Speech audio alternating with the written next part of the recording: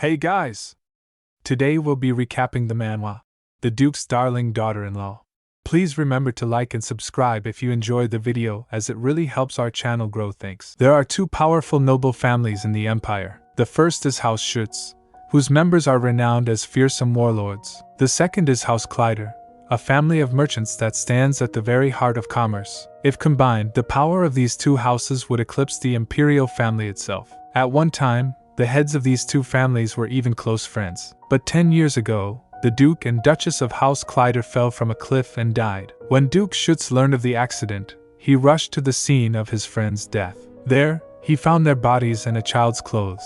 He scoured the northern territories, but alas, he was unable to find the Duke and Duchess's missing child. Then 10 years passed. "I'll adopt this child." Now they finally meet. Duke Schuetz found the male lead, Damian. "It's just like what happened in the story," little orphan girl thinks. "I kept my promise to help him find his family, so I won't be kicked out of the orphanage." According to the story as I know it, Damian will fight alongside Duke Schuetz in the war that will break out in 4 years. Then he'll meet Ashabel, the female lead, and live happily ever after. Duke Schuetz said, "I will take the child next to him as well." Servant asked, "Will you raise her as your daughter?" Duke Schuetz, "No. She is to become my daughter-in-law." Little girl, shocked. "His daughter-in-law? What?" "I only interfered because I didn't want to end up on the streets. I can't believe he wants me to be his daughter-in-law." Servant entered. These children look quite all right to me," maid added. "Why, of course. The orphanage's first priority is the well-being of the children," servant replied. "I'll take that one." At that time, the empire had emerged victorious in a number of wars, both large and small, causing money to flow through the land in torrents. The nobles were eager to spend their wealth, to flaunt their riches and show off their spirit of generosity to the world. That was when they started adopting orphans who lost their parents in the wars. At least, that was what it seemed like they did. "Thank you, my lord," little girl thinks. "Liar!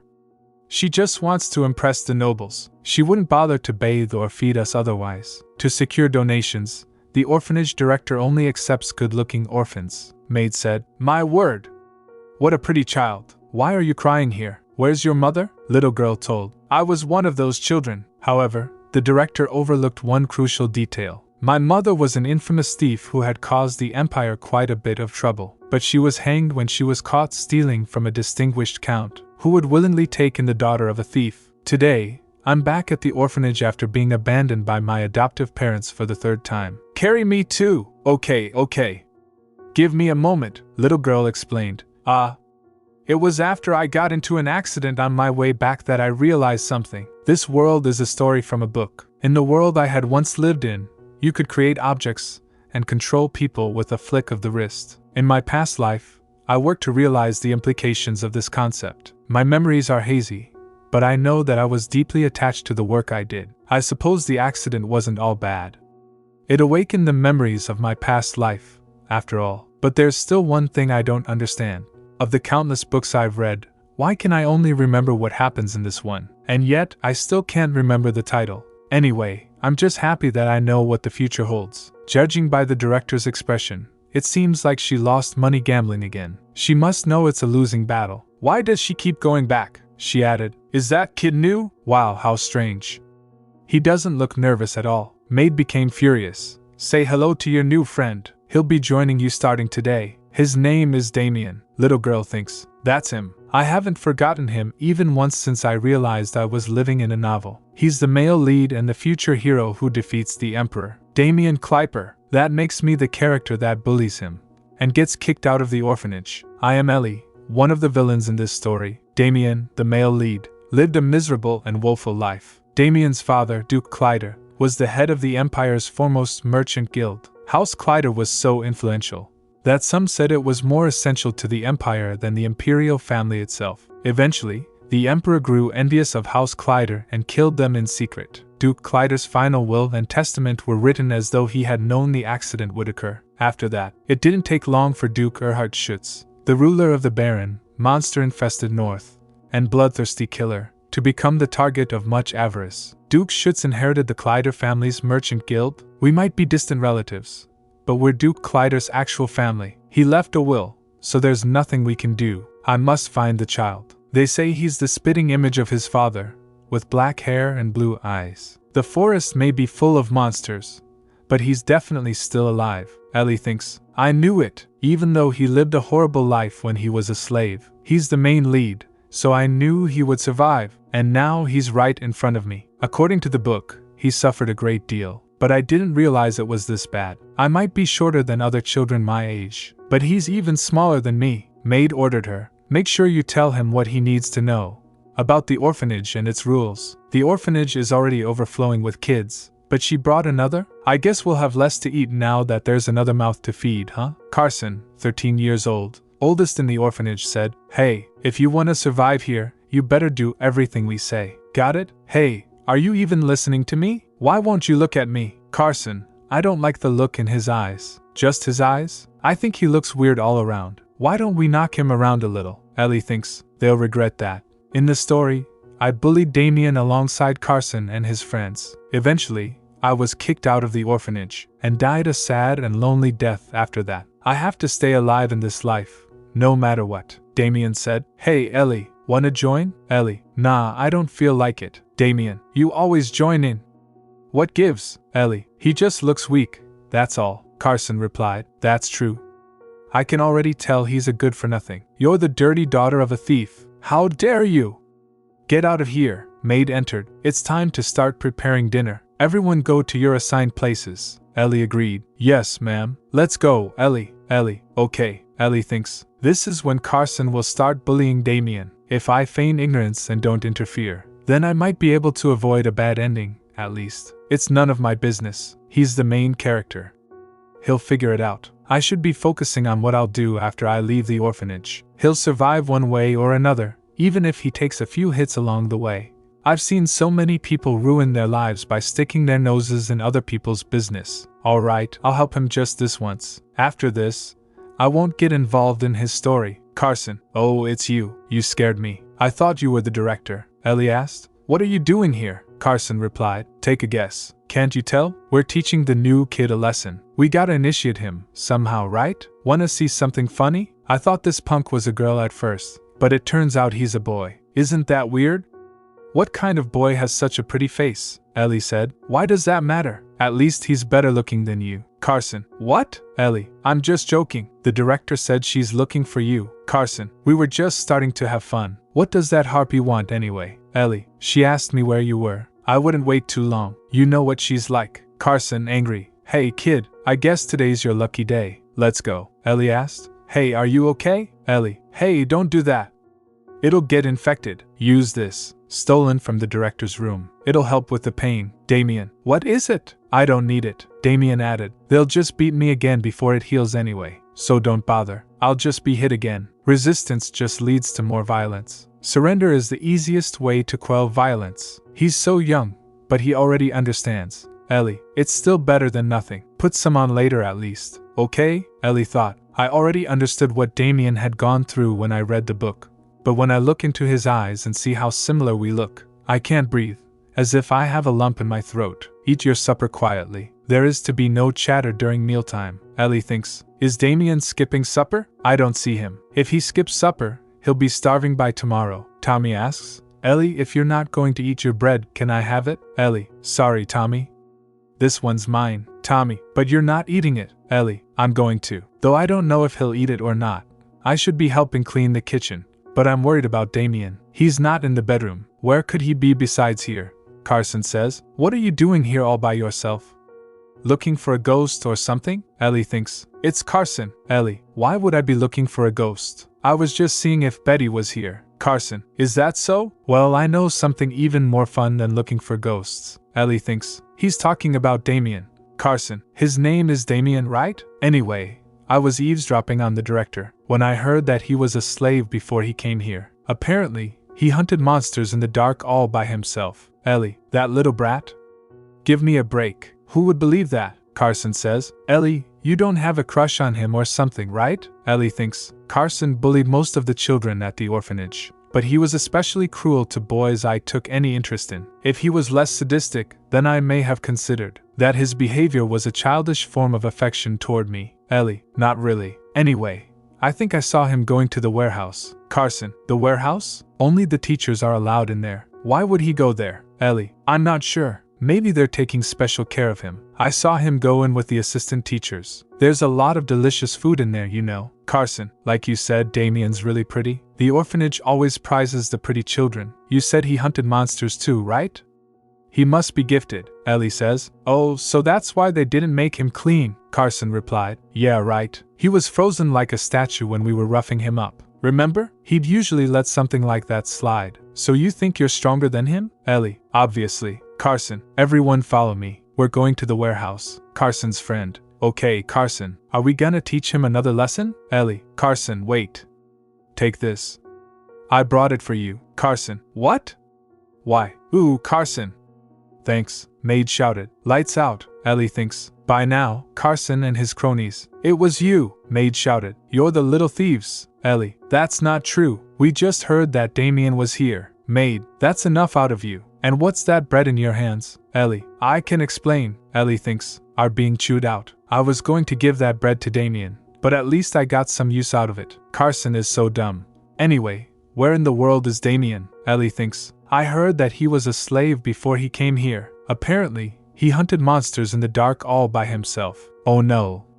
He better not be there, Ellie thinks. In this story, Duke Schuetz asked Damian a question. Duke Schuetz, you're quite good with a sword. Did you ever receive swordsmanship training? Damian replied. In the dark, I had no choice but to learn how to use a sword. That's what it took to survive, Ellie thinks. When I read that sentence, I thought it was some hackneyed platitude, which implied that pain and darkness are parts of the hero's journey. You'll get sick if you stay out here. You don't want to catch a cold, right? Ellie, Carson and his friends got in trouble with the teachers, so you don't have anything to worry about today. Let's go back together. Damian, they might be in trouble now, but how long will that last? They'll be back tomorrow. I feel safer here than there, Ellie thinks. But I was wrong. Damian's life until now hadn't just been some simple tragedy. He chose to lock himself away in the darkness. That's how painful his life had been. Maybe that's also why he learned to use a sword. No one wants to live alone in the darkness like that. Ellie, no, they're not going to bother you anymore. They'll be gone soon.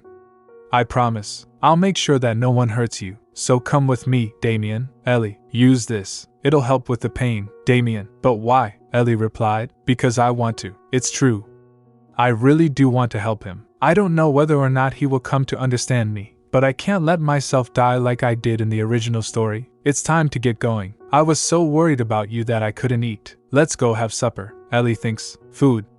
Damian didn't put up a fight, fortunately. That alone suggested that I managed to change my destiny. Ellie added, Damian, we have to be quiet now. The director and the other teachers went to the casino, but we should still be careful. All right, get undressed. Take off your clothes. You can't wear them in the bath, you know. The water in the director's bathroom is nice and warm. You're as cold as ice right now, you know that? They'll have to cut off your hands or your legs if you get frostbite. Or maybe even both. Damian, that won't work. If you don't want me to stay, then. But my body is repulsive, Ellie thinks. He was a slave before he came to the orphanage, so he's probably covered in scars. I'm sorry. You'll probably be taken aback if you see my body, so, Ellie, Damian, you're not repulsive. There is absolutely nothing that you need to feel guilty or ashamed about. Let's go. I don't know when the director will be back, so we should hurry. You can wash alone, right? Even if it's a little uncomfortable, I'll leave some clothes in front of the door for you. Bathe yourself in warm water, okay? I'll go see what I can find in the warehouse. Ellie thinks. It's so warm. All done? Did you enjoy your bath? Oh, your clothes are a little big. They were the smallest I could find. But you look cute, so maybe you should just keep them on. Anyway, take a look at what I found. I snuck this out of the warehouse while you were in the bath. Ellie asked. Huh? Have you never eaten a sandwich before? Damian replied. No, those scumbags. What did those slave merchants feed Damian all those years? Just how was he raised? Ellie, take one. Sandwiches are super delicious. You eat them like this. Like this. Yeah. Just like that. Like a puppy with chubby cheeks. I think he likes it. Even the male lead is a kid, huh? Oh, is his hair still wet? He is a child after all. Let me help.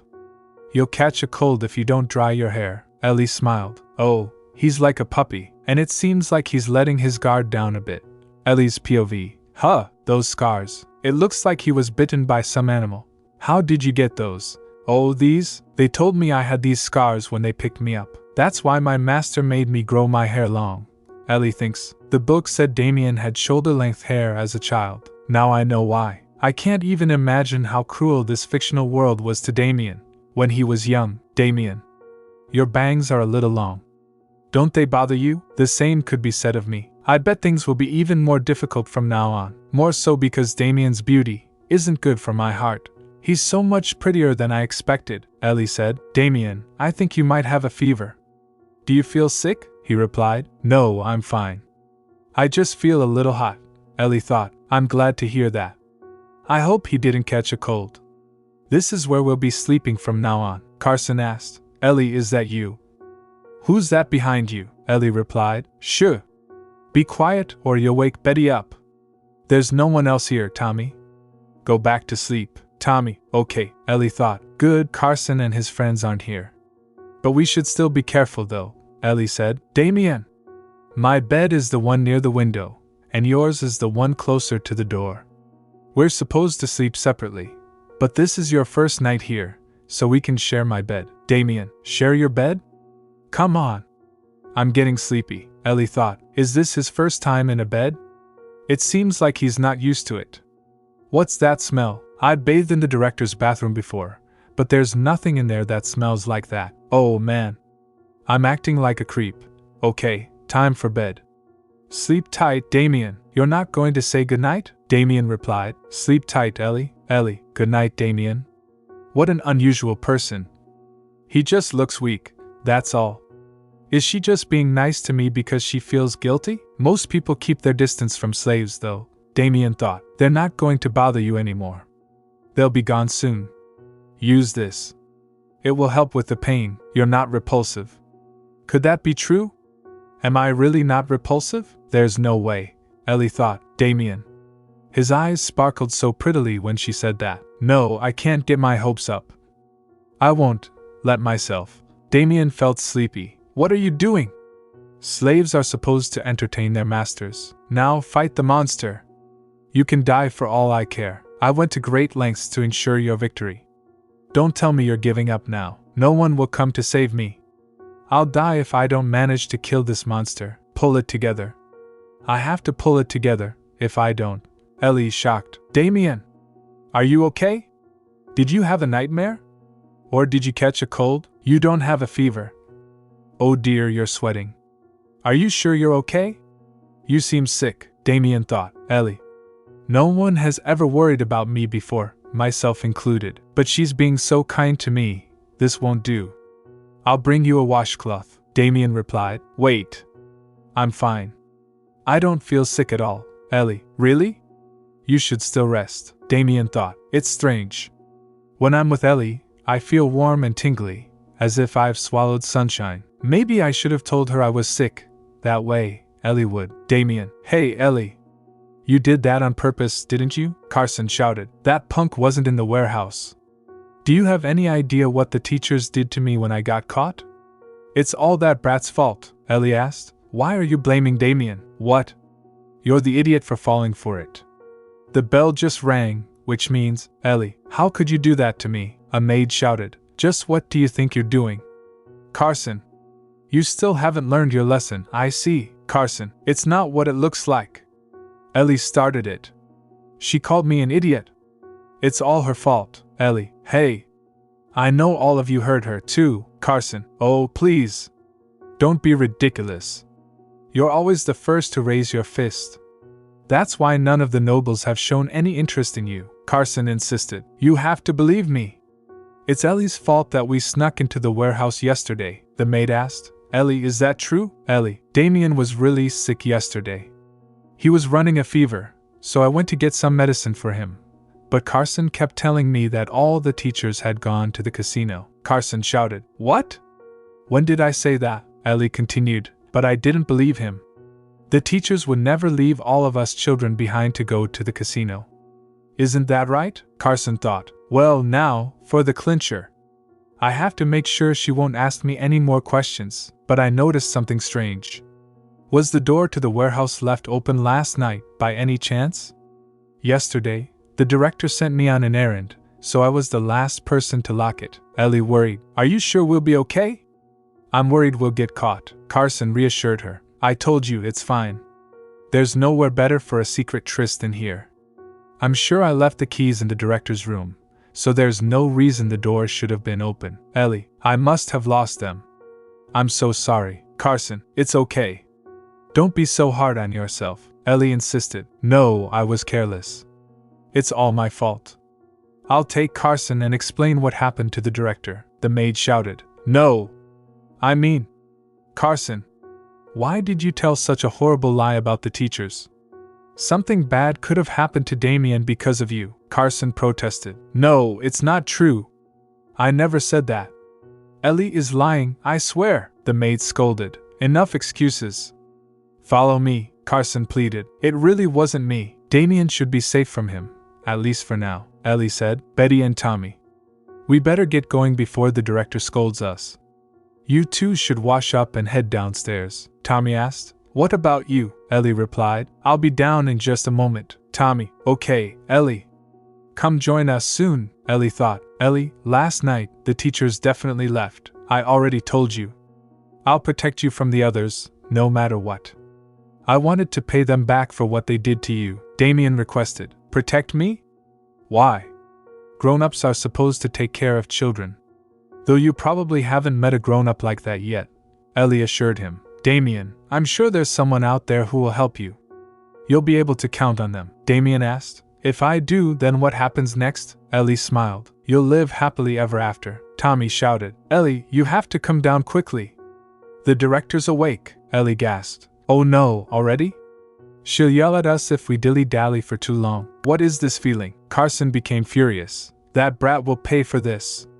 I'm stuck in this filthy room all by myself, thanks to him. Why in the world did Ellie take his side? She's sticking up for him like he's her little brother or something. What gives? But it won't last long. Ellie's affections will be all mine, Ellie said. Good, this ought to be enough. Damian, could you give it a stir with the ladle? Ellie thought. He's been silent for a while now. Does he still feel conflicted about the lie I told the teacher?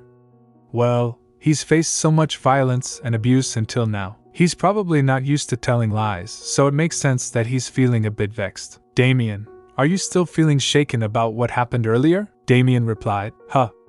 I mean, about the lie I told. No, that's just, don't worry too much about it.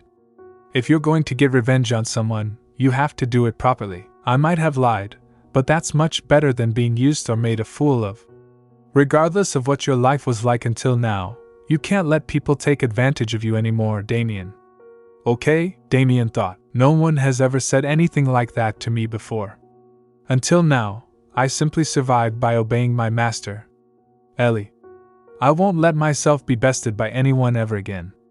And I'll protect you, just like you protected me. No matter what it takes. The maid became worried. This headache is killing me. I didn't even drink that much at the casino last night. I need to sober up, the maid thought. Damian? What's that slave doing working here? If I hadn't lost that one game. No, if I just had less to drink. I'll write off your debt, if you take care of this child until I return. I told the children that Damian was going to live with us, but the truth is that he's just a slave, and his master will be back soon enough. If Damian's master finds out that he's been working, she won't be pleased, the maid shouted. Damian, you little brat. Go back to your room. How long have you been skulking around for? Damian protested. Let go. I already told you, I did nothing wrong. Malene arrived and asked. Malene, what's going on here? Malene replied. Hello, ma'am. The teachers say that Carson has been causing a lot of trouble lately. Apparently, he even stole a loaf of bread from the warehouse. Carson shouted. It wasn't me. I didn't steal the bread. Someone gave it to me, I swear, the maid said. Enough. This isn't the first time you've been caught stealing. I can't believe you made a ruckus over such a small matter. The maid became upset. It seems he needs to be taught another lesson. Malene, take care of him for me, Malene replied. Yes, ma'am, the maid shouted. No, not like this. I won't go down alone. Damian came with me. But he got away with it, Ellie added. Damian. With Carson? That's not true. Damian didn't go to the warehouse last night. He was sick, so he stayed in the room the whole night with me. Carson shouted, "Hey, Ellie! Why do you keep lying? You're the one that told me to go to the warehouse," Ellie insisted. "Director, you know how Carson is. He's always bullying the other kids here," Carson shouted. "What are you talking about?" Ellie paused and asked. "Wait. Why do I have to go back to the orphanage?" Malene answered. "You really don't know? It's because of your sleazy mother. I mean, really. You've been returned to the orphanage over and over. I'm getting tired of having to pick you up," Ellie responded. She's never made as much as a peep since then. But now, she's defending Damian? Ellie turned to Damian. "Damian, are you okay?" Damian replied, "I'm fine." "Something is fishy," Carson shouted. "You have to believe me, director. I'm begging you." "Ellie's lying. I didn't steal the loaf of bread, I swear," the maid explained. "You're really getting on my nerves." "You handle this, Malene? And don't let the new kid work," Malene replied. "Yes, ma'am." "Little imps," Ellie said. "Go wait in the dining hall, Damian." Damian asked. "What about you?" Ellie replied. "I have to stay here and work." "Let's finish up.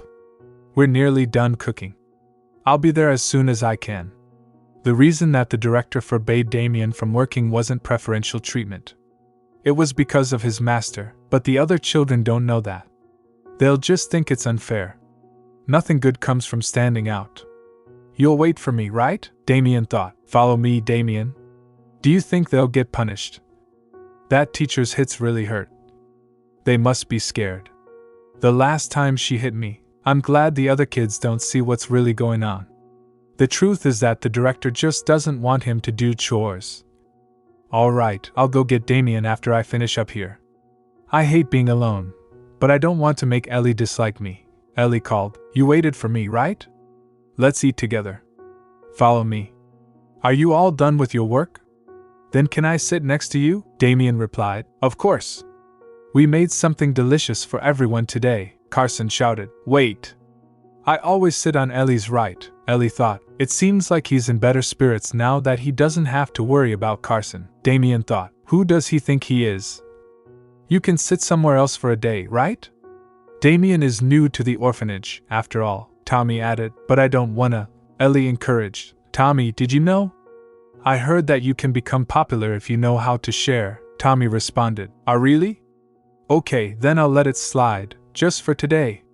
Because I'm gonna be popular," Ellie thought. "Tommy is still just a kid." "Damian, you can sit here," Damian replied. "Okay." "He seems like a sweet kid," Malene asked. "Betty, what's wrong?" Betty cried. "Wah! I dropped my doll into the soup," Malene reassured. "Damian, Tommy, you stay here and eat. I'll be back in a moment." Malene comforted Betty. "It's okay, Betty. Your doll got a little damp, that's all. We just have to clean the part that got wet." "I'll clean your doll up for you," Tommy said. "Nice to meet you. It seems like you and Ellie are close, so maybe you and I can spend some time together too," Damian thought. He seemed shy. "I mean, I'm friends with Ellie too, so we can all play together," Ellie exclaimed. "Friends," Damian said. "Yeah, Ellie and I are best friends." "I mean, Damian, are you enjoying your meal?" Damian replied. "Yes," Ellie asked. "Is something wrong, Tommy?" Tommy said. "No, it's nothing," Damian thought. "He's not the innocent, mild-mannered boy I thought he was. He's a cold-blooded beast," Carson shouted. "Ellie, watch out. He's deceiving you." "Damian, are you done washing up?" Ellie said. "Wow. His cheeks look so soft. I want to pinch them. I want to poke his cheeks, but I shouldn't. Not when he just started opening up to me. You must feel refreshed after your shower." "Come here," Damian replied. "Okay," Ellie thought. "He's even prettier up close. His long hair must get in the way. I'd offer to cut it, but then some nobleman would probably see his face and take him away. I can't let that happen. Duke Schuetz has to be the one who adopts him. I have to hide his good looks until then," Ellie said. "Shall we head to bed?" "You can sleep in your bed tonight," Damian replied. "By myself," she added. "Yep. By yourself. Is something wrong? Is there something he wants to say?" "A lot happened today. I guess he's tired," Damian said. "Good night and sweet dreams," Ellie replied. "Sweet dreams, Damian," Ellie thought. That's the first time Damian has ever said my name. I can't believe how elated Hearing that one word made me feel, Ellie said. Thanks, Damian, Ellie thought. I have to use the toilet. Huh? Where did Damian go? Well, Betty murmured. Carson. Carson took him. Carson shouted. Do you have any idea what you put me through? Don't get full of yourself just because Ellie has been nice to you. You mean nothing to her. Ha! You think glaring at me will change anything?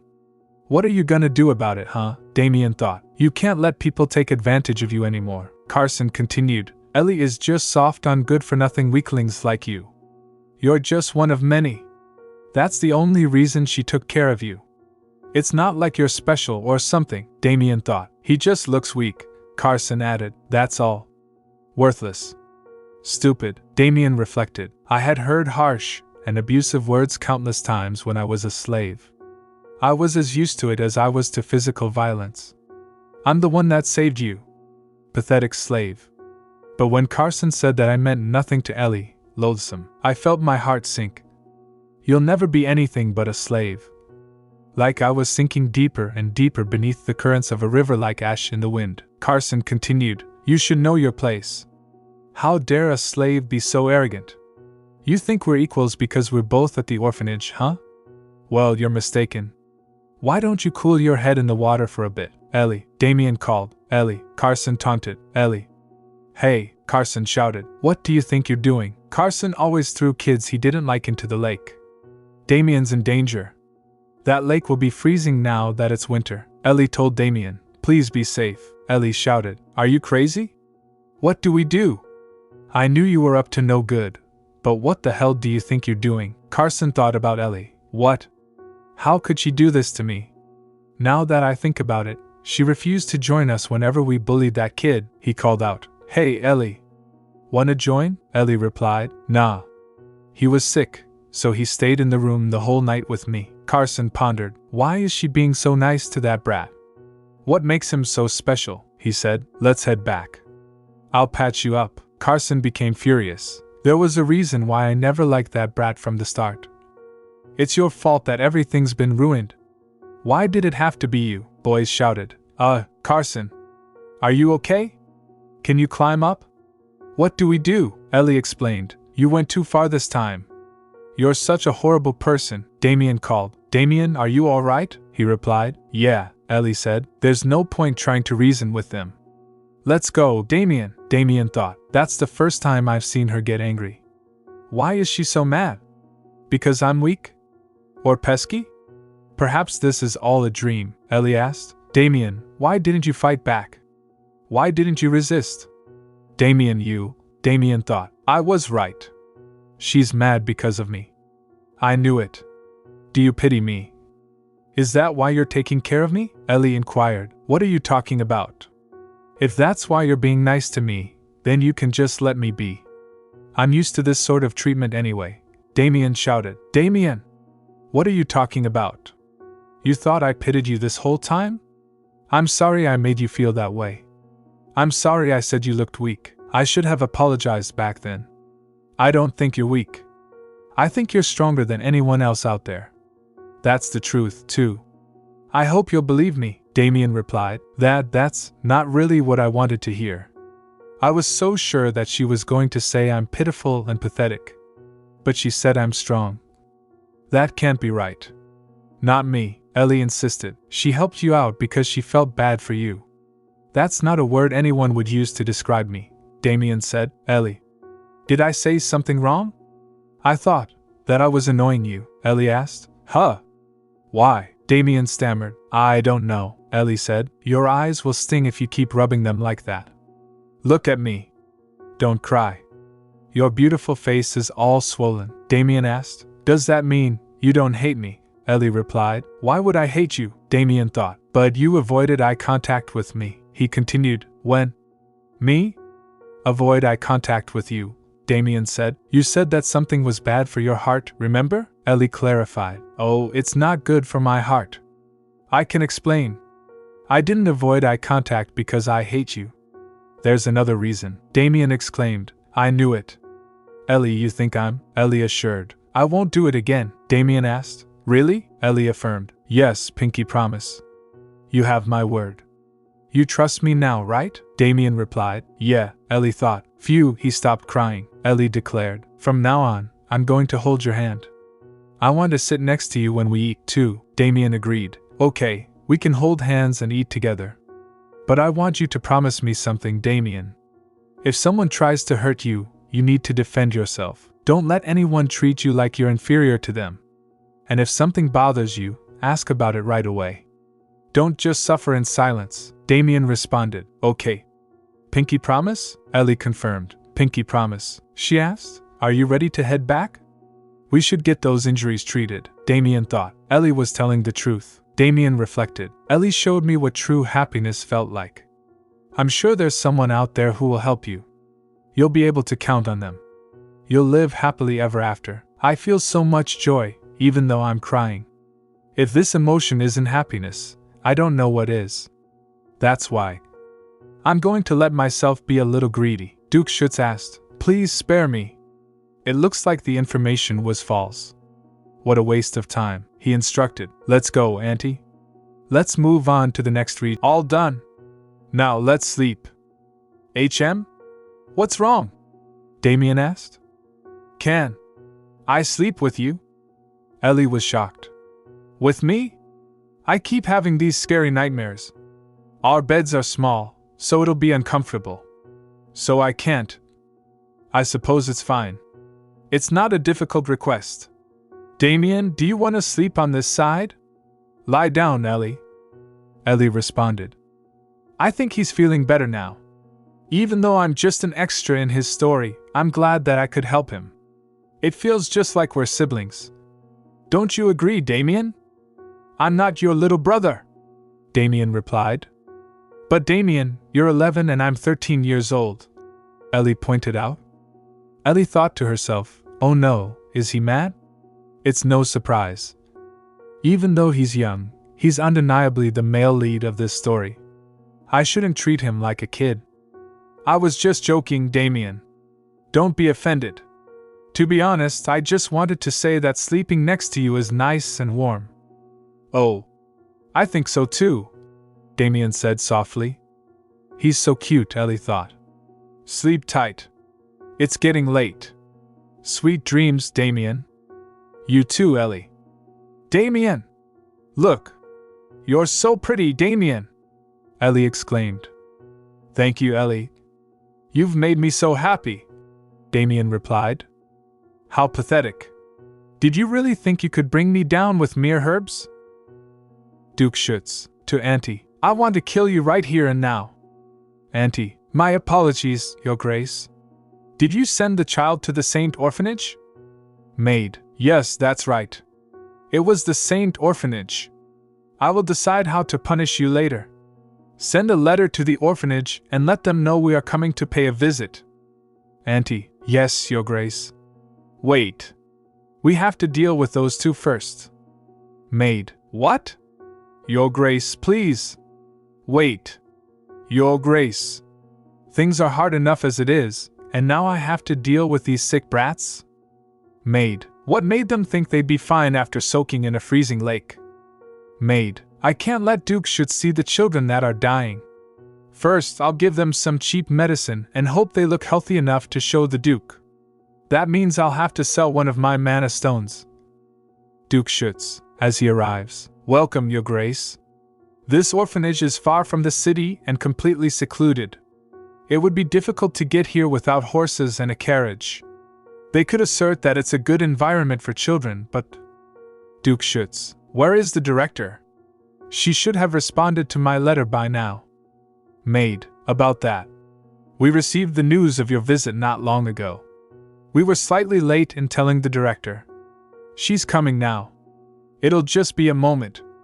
Duke Schuetz, and the child? Maid thinks, oh, the child. About that.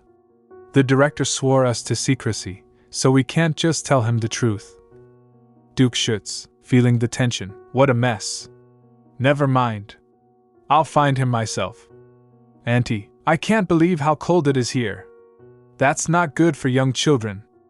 Maid, I was thinking the same thing. Dispose of them promptly if they were lying about the Clyde child. Ellie, that hurt, a child? Duke Schuetz, my apologies. Can you stand? Ellie, thank you. Who are you, sirs? Auntie thinks, she doesn't even know who his grace is. Auntie, hey kiddo. Are you here to adopt a child by any chance? Ellie, yes, that is so.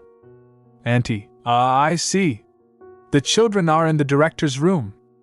Ellie, yes. You wanted a child with black hair and blue eyes, right? All 5 of them are there. Duke Schuetz, I suppose that's where the director is too. She was hiding from us to buy time. What do you think she's playing at, Your Grace? Duke Schuetz, annoyed, I'm not sure.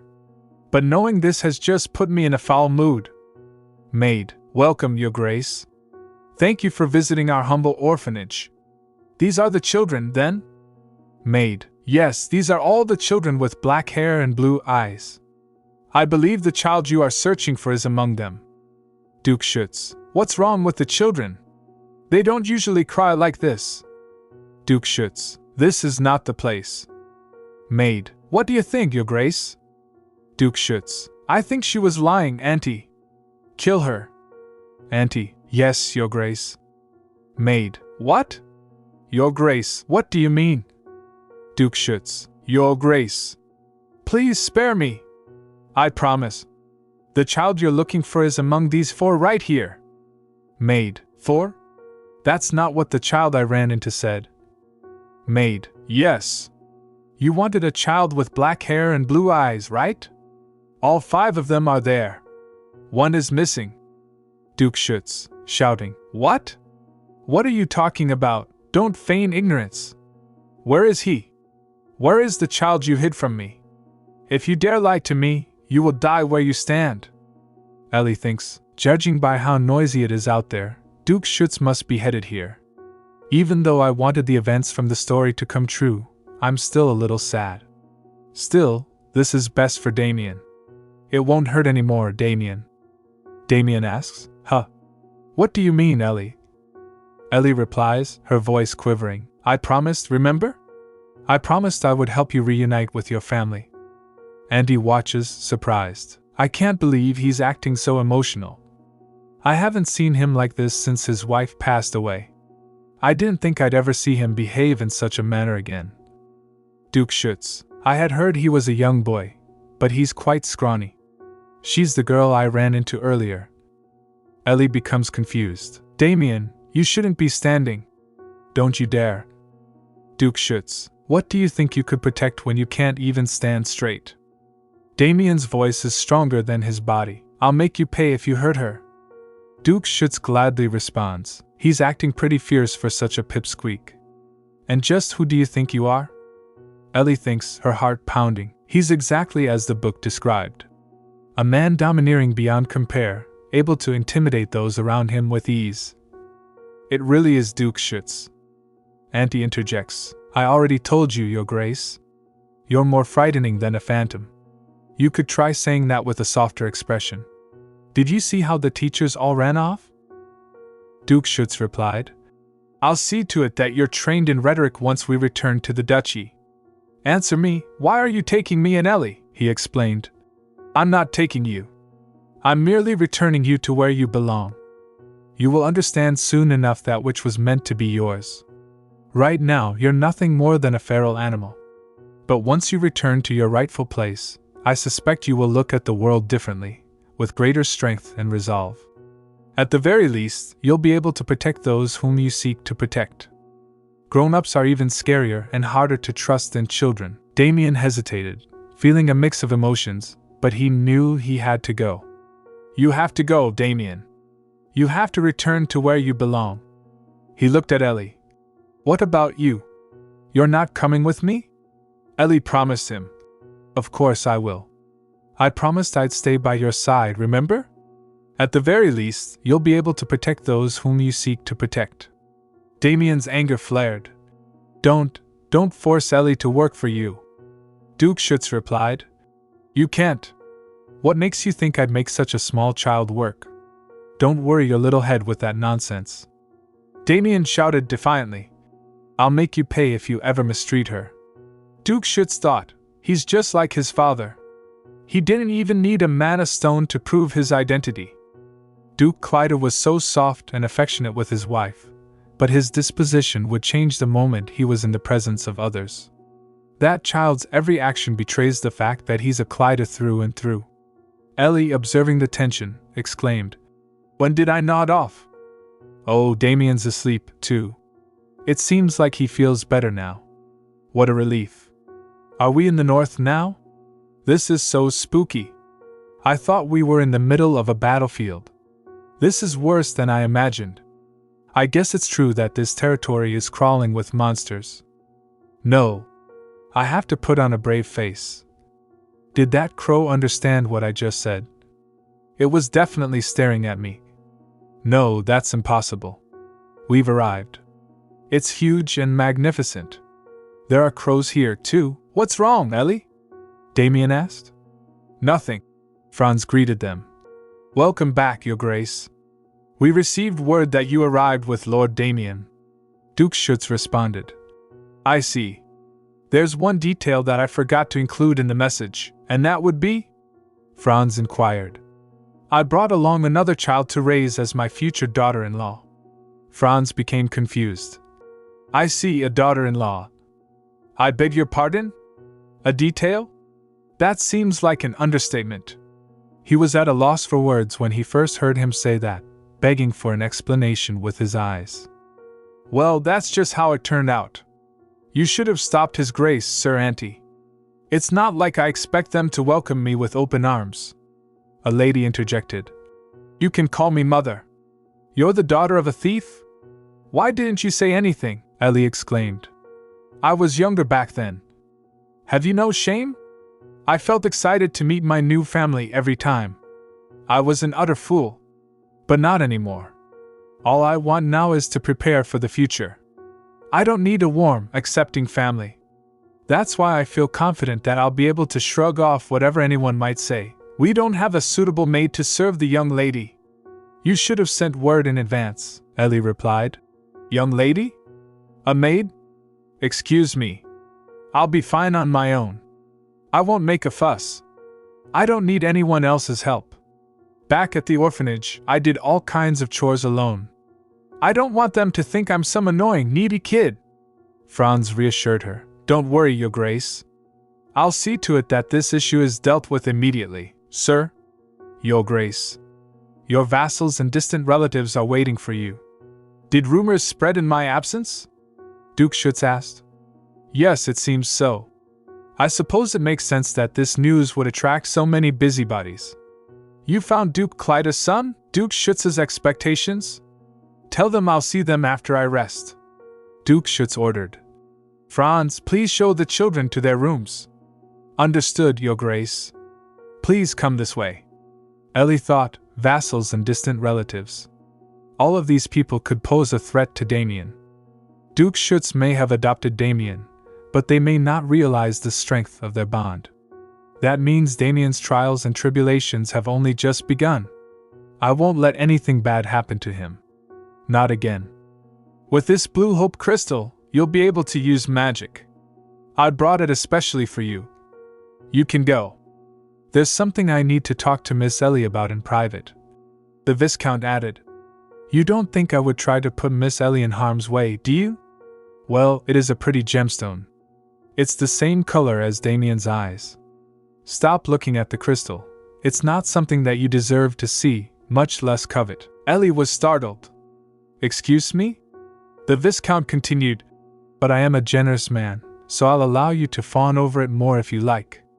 Please return it to my maid once you are done." Confused, Ellie tried to respond. "But wait, I'll be going now." The Viscount interrupted. "I hope to see you again soon. Truth be told, his lordship picked out that mana stone with you in mind. Would you like to look at it again?" Before Ellie could respond, Roina appeared. "Miss Ellie, it's time to go. Lord Damian has arrived as well." Ellie sighed. "I'd better hurry then." In another part of the room, May thought to herself. "No! She can't just leave. I have to wait for a chance to slip the mana stone into that brat's pocket. She won't notice because she's too dim-witted. His lordship didn't do anything strange, did he? No, he didn't, Ellie answered innocently. It's now or never. I have to slip this stone into her pocket. May's heart raced. I'll be going too, Miss Ellie. Okay, Ellie replied. In that moment, May made her move. I did it. It's in her pocket, she thought triumphantly. Miss Ellie, are you all right? Did she bump into you? Roina asked. I'm fine, really. I will be sure to teach that girl a lesson, May whispered to herself. They didn't notice, right? Roina called after her. May is waiting for you outside, so you better go. One moment, Roina interrupted, eyeing Ellie. Maybe it's because you fell, but your clothes look a little dirty. Miss? Ellie responded softly. I'm fine. I'm glad to hear it. You'll have to excuse me. I'll be off now, Roina said, leaving Ellie in thought. Later, Ellie introduced herself. Hello, everyone. It's nice to meet you. My name is Ellie. The room buzzed with whispers. She doesn't even have a last name? Oh dear. I never thought Lord Damian's bride would be a commoner. What in the world is going on? Damian noticed their reactions and muttered, They're taunting Ellie. Duke Schuetz, standing beside him, replied sternly. Surely you haven't forgotten what I told you. Until you return to your rightful place, you need to remain calm and collected. The Duke looked at Damian closely. You don't look so good, Damian. It's nothing, Damian reassured him. Your Grace, the Duke said. You'll have to excuse me, but there's something I was hoping to show you. It must be a matter of great importance if you're bringing it up now instead of at a meeting. Yes, the Duke confirmed. It's about the blue hope crystal I mentioned to you the other day.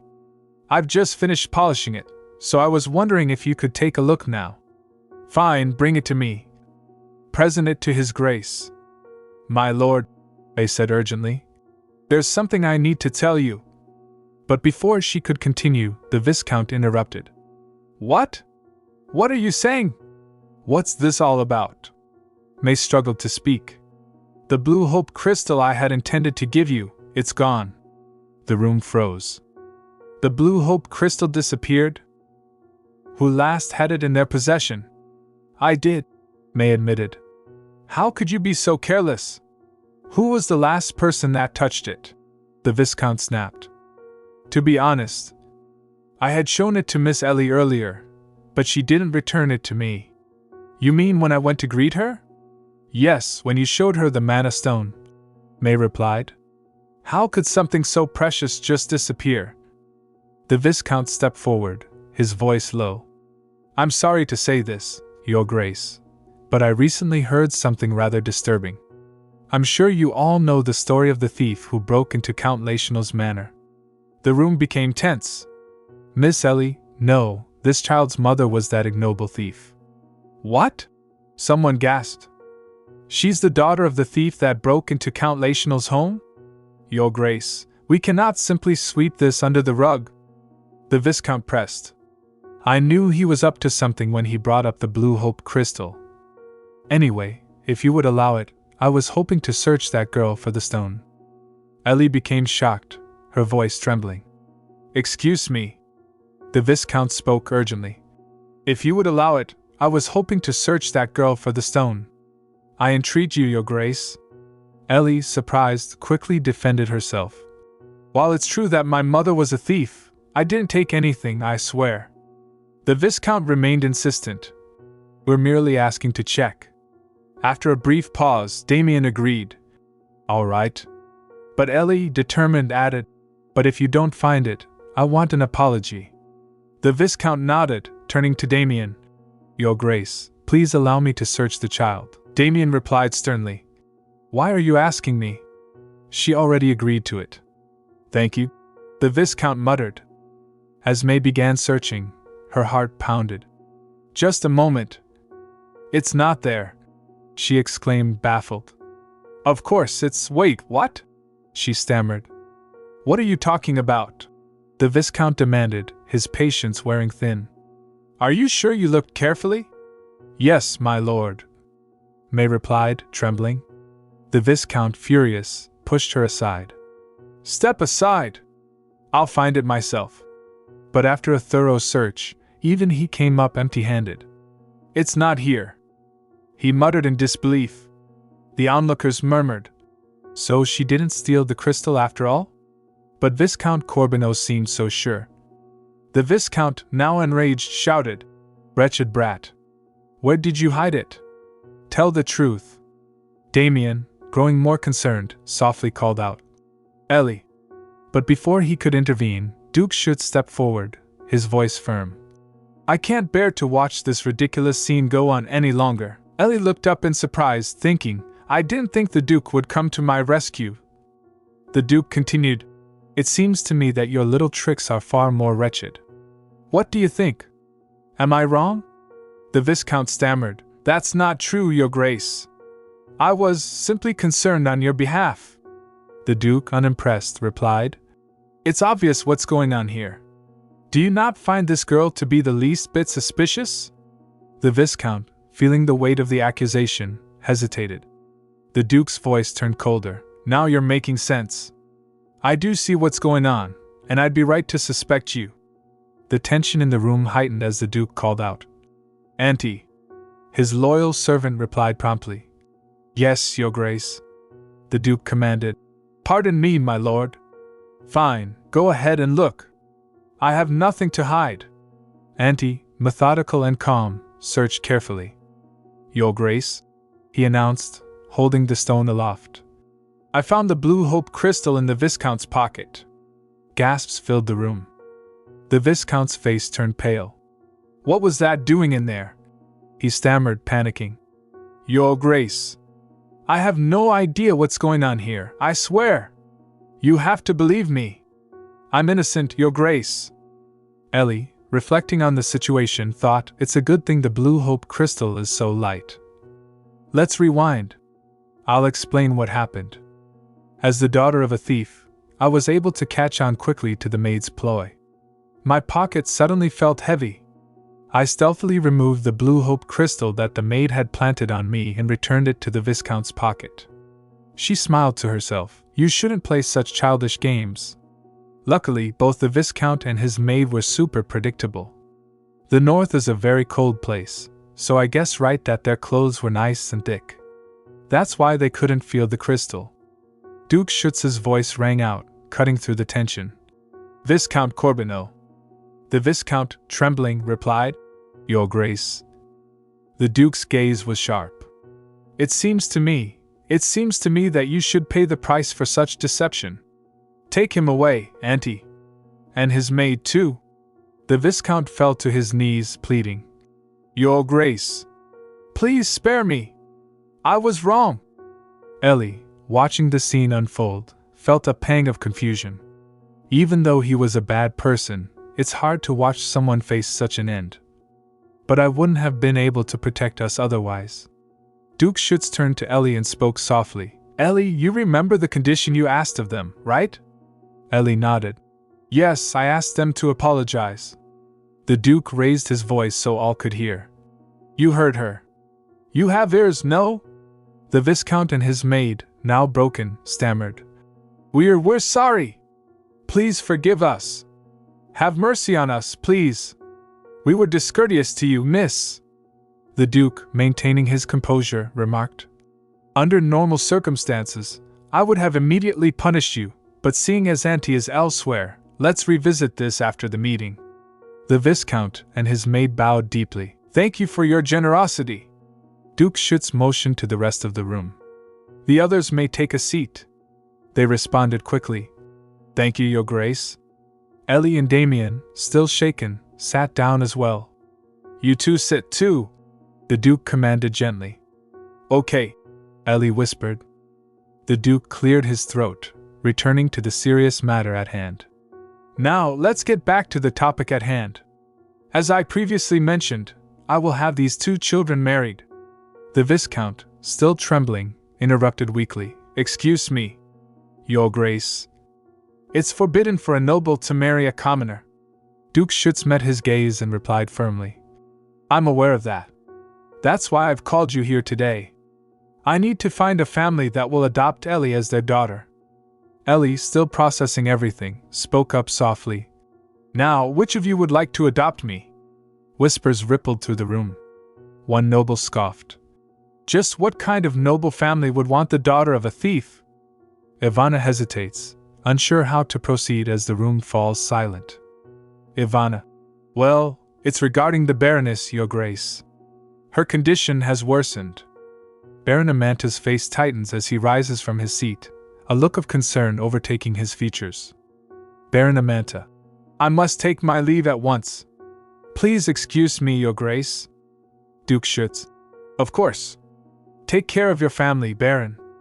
As Baron Amanta leaves, Ellie watches him intently, her mind racing. Ellie thinking, Amanta, why does that name sound so familiar?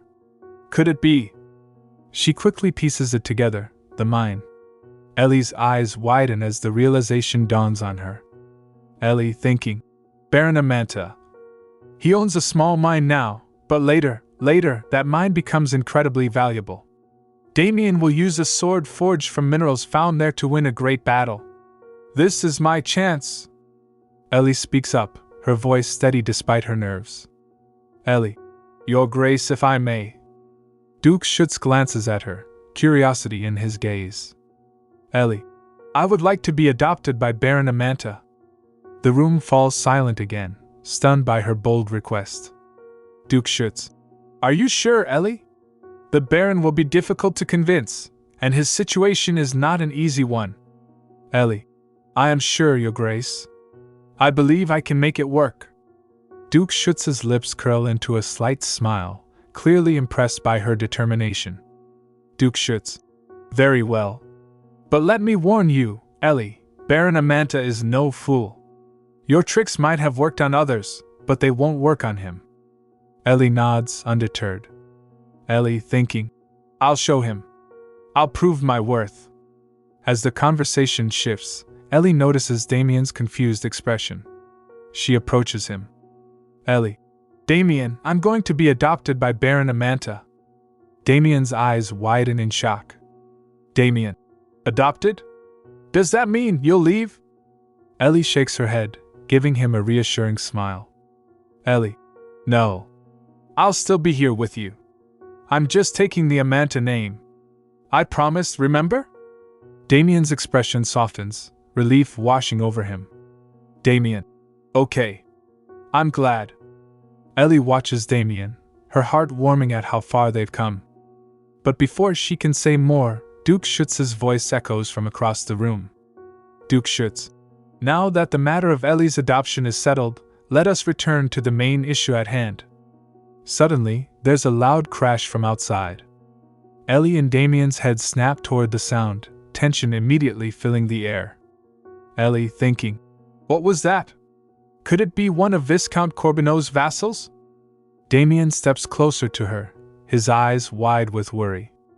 Ellie thinking, it's just the two of us. What do we do now?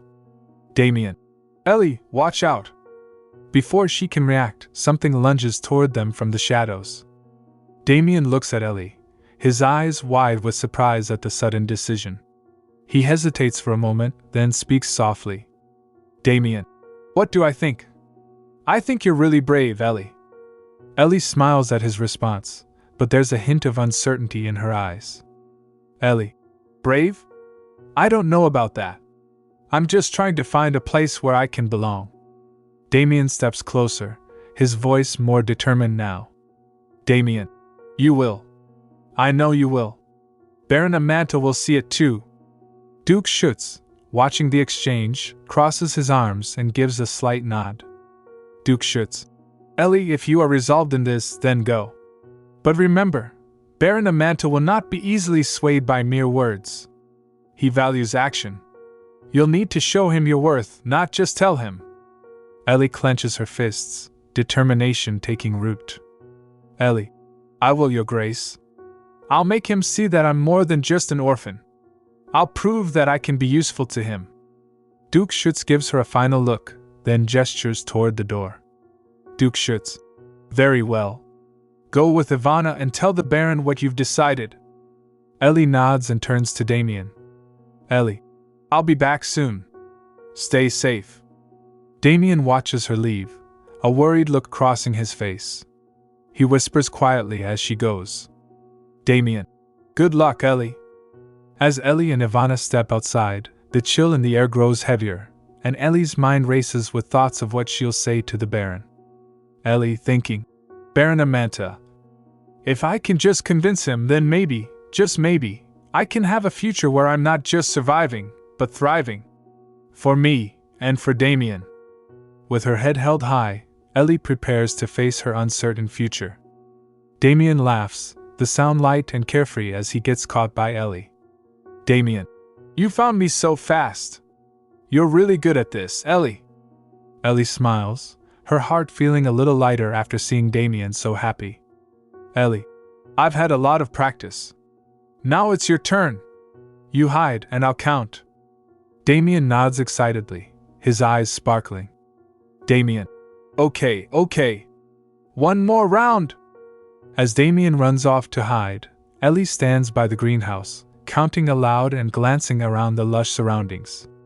The flowers, the crisp air, everything seems so peaceful for once. Ellie thinking, this might be one of the last carefree moments we have before everything changes. I just hope that wherever I end up, Damian will be safe and happy here. She reaches the end of her count and begins her search, moving quietly through the greenhouse. After a few minutes, she spots Damian's small figure crouched behind some large plants. Ellie, found you again, Damian! Damian pops up, laughing, his joy contagious. Damian, you're way too good at this. They both sit down on a nearby bench, catching their breath and watching the flowers sway gently in the breeze. Damian, Ellie, are you nervous about being adopted? Ellie looks at him, her expression softening. Ellie, a little. But I know it's something I have to do. And besides, I'll still be close. I'll make sure we can still spend time together, no matter what. Damian nods, understanding in his eyes, but a bit of sadness, too. Damian, as long as you're happy, Ellie. I'll always be here. Ellie smiles, grateful for Damian's friendship and his quiet strength. She reaches out and takes his hand gently. Ellie, and I'll always be here for you, too. Ellie's heart races as she spots a shadow moving swiftly just outside the greenhouse, near where Damian was standing. Her instincts kick in, and without thinking, she lunges toward him.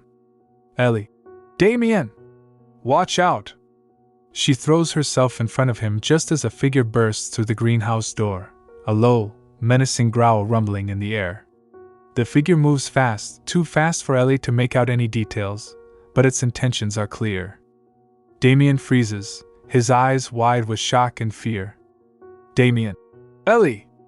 Just as the figure reaches them, Ellie grabs Damian's hand and yanks him out of the way, sending them both tumbling to the ground. The intruder slashes at the air where they stood moments ago, narrowly missing them. Ellie gasps for breath, her body tense with adrenaline. She pulls Damian close, shielding him with her own body as she glances around, searching for an escape route. Ellie thinking, what do I do? I can't fight whoever this is, and there's no one around to help us. Suddenly, a sharp whistle pierces the air, echoing through the greenhouse. The figure falters, turning its head toward the sound. Ellie, whispering, Damian, when I say go, you run back to the estate as fast as you can, okay? Damian nods shakily, his hand gripping hers tightly. Ellie waits, her pulse racing, and when the intruder turns fully toward the sound of the whistle, she seizes the moment. Ellie, go, Damian! Now! They both scramble to their feet and dash toward the estate, the figure hot on their heels. The whistle sounds again, this time much closer, and just as the figure is about to catch up to them, a second figure appears in the greenhouse doorway, a tall, imposing man with a sword drawn. Duke Schuetz. Duke Schuetz. Get behind me, both of you! Without hesitation, Ellie pulls Damian behind the Duke as he steps forward, sword gleaming in the dim light. The intruder hesitates, clearly recognizing the Duke's presence, and then, with a low growl, turns and disappears into the shadows. Damian clings to Ellie, still trembling from the close call. Damian. Ellie, are you okay? Ellie nods, though her heart is still pounding. Ellie. Yeah, I'm fine. Thanks to the Duke. Duke Schuetz glances at her, his expression unreadable. Duke Schuetz. You both did well to run. Let's get back inside where it's safe. As they make their way back to the estate, Ellie can't shake the feeling that this was no ordinary attack. Someone had been watching them. Ellie's heart sank as Baron Amanta glared at her, his sharp words hanging in the air. Baron Amanta. I'm not sure what you're up to, but you'd better not use my wife's suffering for your own gain. Ellie blinked, stunned by the accusation. She had only been trying to help, and now this nobleman thought she had ulterior motives? Before she could find the right words to respond, Damian stepped forward, his voice firm despite his young age. Damian. Don't speak poorly of Ellie. She was only helping the Baroness because she was lost and cold. Ellie's heart swelled with gratitude as Damian defended her. She placed a gentle hand on his shoulder, silently thanking him for his support. Ellie. Baron Amanta, I assure you, I had no ill intentions. Your wife seemed lost and unwell, and I couldn't just leave her out in the cold. The Baron's expression softened slightly as he glanced at Vieira, who was still trembling, her face pale and distant. He knelt beside her, taking her hands in his own, his voice lowering as he spoke. Baron Amanta. Vieira, you should have stayed at the estate. It's dangerous for you to wander like this. Vieira. I don't know why I was there. I'm sorry, Marvin. Seeing the Baroness so vulnerable made the Baron's harsh demeanor melt away. He looked back at Ellie and Damian, his tone now more controlled, though still wary. Baron Amanta. I may have spoken out of turn. Thank you for looking after her. Ellie nodded, relieved that the tension was easing. Ellie. It's no trouble. I just wanted to make sure she was safe. As the Baron helped Vieira to her feet, she looked at Ellie with a faint, confused smile. Vieira. Ellie, was it? Thank you. The flowers, they were beautiful. Ellie smiled warmly, glad to see the Baroness remembering something positive from their brief encounter. Baron Amanta. Come, Vieira. We'll get you back to the estate. As the Baroness leaned on him, the Baron gave Ellie one last, curt nod before guiding his wife away. Once they were out of sight, Damian turned to Ellie, his face full of concern. Damian. Do you think the Baroness will be okay? Ellie sighed, glancing in the direction they had left. Ellie. I hope so. But it seems like she's been struggling for a while. A chill breeze swept through the greenhouse, and Ellie shivered, realizing how strange and unsettling the whole situation had been. Ellie thinking, Baroness Amanta, she's not just anyone. Why was she out there alone? And why did Baron Amanta seem so guarded? She looked down at Damian, who was still watching her with wide eyes, and she forced a smile. Ellie. Come on, let's head back inside before it gets any colder. Ivana must be wondering where we are. Ellie's heart sank at Ivana's question, unsure of how to respond. She had hoped that the encounter with Baron Amanta would lead to a positive outcome, but now it felt as if everything had crumbled around them. Ellie. Not exactly. The Baron just needs some time to understand everything. Damian glanced at Ellie, concern etched on his face. Damian. He was really mean to you, Ellie. And he doesn't seem to understand how great you are. How can he be so blind? Ellie smiled, appreciating his loyalty, but she also felt the weight of the situation pressing down on them. Ellie. I know it's frustrating, Damian. But sometimes people need time to see things differently. We can't rush him. Ivana stepped closer, her expression softening. Ivana. I know it's tough. The Baron can be difficult, but he has his reasons. You both have shown great kindness, and that might change his mind in the future. Ellie nodded, wanting to believe Ivana's words. Ellie. Right. We just have to be patient. Damian frowned, still not satisfied. Damian. But what if he never sees it? I don't want you to feel sad. You deserve to be happy. Ellie crouched down to Damian's level, meeting his gaze with warmth. Ellie. And I will be happy, no matter what. Just having you as a friend is enough for me. Damian's eyes brightened at her words, but the worry still lingered in his expression. Damian. Okay, but if he hurts you again Ellie cut him off gently, not wanting to see him get worked up again. Ellie. Promise me you won't confront him. I don't want you to get into trouble because of me. Before Damian could respond, Ivana stepped in. Ivana. Why don't we focus on something fun instead? Perhaps a game or exploring the estate could lift our spirits. Ellie's face lit up at the suggestion. Ellie. That sounds like a great idea. What do you think, Damian? Damian considered it, his brow furrowed, but he nodded slowly. Damian. All right, if it makes you happy, I'll join. Ivana smiled, sensing the change in mood. Ivana. Then it's settled. Let's go see what the estate has to offer. There might be hidden corners we've never explored before. As they walked, Ellie couldn't shake the feeling that the day had taken a turn she hadn't expected. Ellie thinking, I'll find a way to show Baron Amanta my worth. I won't let his initial rejection define me. As the weight of the Baron's words hung in the air, Ivana exchanged concerned glances with Ellie and Damian. Ivana. It seems there's more to the Baroness's condition than we realized. Perhaps she needs more understanding than we've given her. Ellie nodded, her heart heavy with sympathy for the Baroness. Ellie. She seemed lost, but she also seemed hopeful. I can't help but think that if we can show her kindness, it might help her remember more. Damian, still processing the information, frowned. Damian. But what if she gets scared again? Ivana said we should avoid her. Ellie. I think that's because they're worried about her reactions. But if we approach her carefully, we might help instead of harm. Ivana, sensing their resolve, took a deep breath. Ivana. I admire your courage, but we must be cautious. The Baron is protective of his wife, and it's clear that her condition is distressing for him.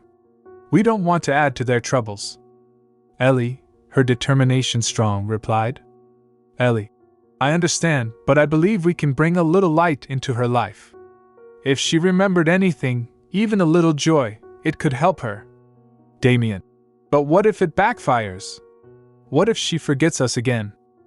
Ellie placed a reassuring hand on Damian's shoulder. Ellie. We can always be patient, and if she doesn't remember today, maybe tomorrow will be different. Kindness can have a powerful effect. Ivana, after a moment of contemplation, agreed. Ivana. All right, we can try it your way. But let's have a plan. If she seems agitated, we should step back. It's important to keep everyone safe. As they spoke, the Baron's voice carried from the other side of the room, laden with worry. Baron Amanta. I should have been more vigilant. I can't lose her, not when I've waited so long for her to be happy again. Ellie, inspired by the Baron's devotion, felt her heart swell with purpose. Ellie. Maybe we can help him, too. If we can bring the Baroness some happiness, it might ease his burden as well.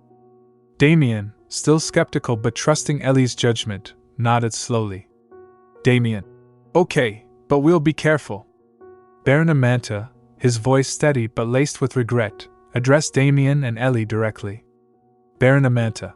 I want to thank you for your kindness toward Viera. It seems she has found joy in your presence, and for that I am grateful. Viera, her smile brightening, turned to Damian with gentle eyes. Viera. Your bravery is inspiring, dear child. I felt warmth in your heart. You remind me of the joy I once knew. Damian, still taken aback by the sudden shift, hesitated.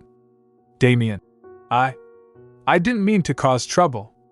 I just wanted to protect Ellie. Viera. And I appreciate that. But it's important to understand that sometimes, kindness can bridge the gap that misunderstanding creates. As Marvin watched the exchange, he saw hope blossoming. Marvin. I can see the bond forming here. Perhaps we all have lessons to learn from one another. Ellie, feeling the weight of the moment, chimed in. Ellie. We all want what's best for each other. Maybe if we can work together, we can help everyone feel more at ease. The Baroness deserves our patience and love. Baron Amanta. Yes, and I realized that my frustration blinded me to Vieira's needs. I had hoped to protect her, but instead, I only added to her burdens. Damian, still uncertain, furrowed his brow. Damian. But how do we help her? What if she forgets us again? Vieira placed a hand on Damian's shoulder, her touch gentle and reassuring. Vieira. Just by being here, by showing your kindness, you are already helping. Sometimes, small gestures have the most profound effects. Marvin interjected, his tone encouraging. Marvin. Perhaps we can create a routine for her, something familiar and comforting. That way, when she does lapse, she'll have something to hold on to. Ellie. We can have activities she enjoyed before. Painting, storytelling, whatever might remind her of happier times. The Baron nodded thoughtfully, his expression softening. Baron Amanta. That's a brilliant idea. I want Vieira to feel safe and loved, and perhaps a routine can help her navigate the fog of her memories. Vieira smiled warmly at the suggestion. Vieira. I would love that. The thought of sharing those moments with you fills me with joy. Damian, finally relaxing a bit, managed a shy smile. Damian. Okay, we can try that. Just promise to be patient with us, too. Vieira. Of course, dear one. We will learn together. With newfound hope in their hearts, the group began to forge a path toward healing and understanding. Marvin. Then it's settled. We'll plan for tomorrow. I can help with the activities, and we can create a welcoming atmosphere for Vieira. Ellie. Yes. Together, we can help the Baron and Baroness find their way back to each other. As they discussed plans, a sense of camaraderie blossomed among them. Despite the challenges ahead, the bonds being forged felt strong enough to withstand the trials they would face.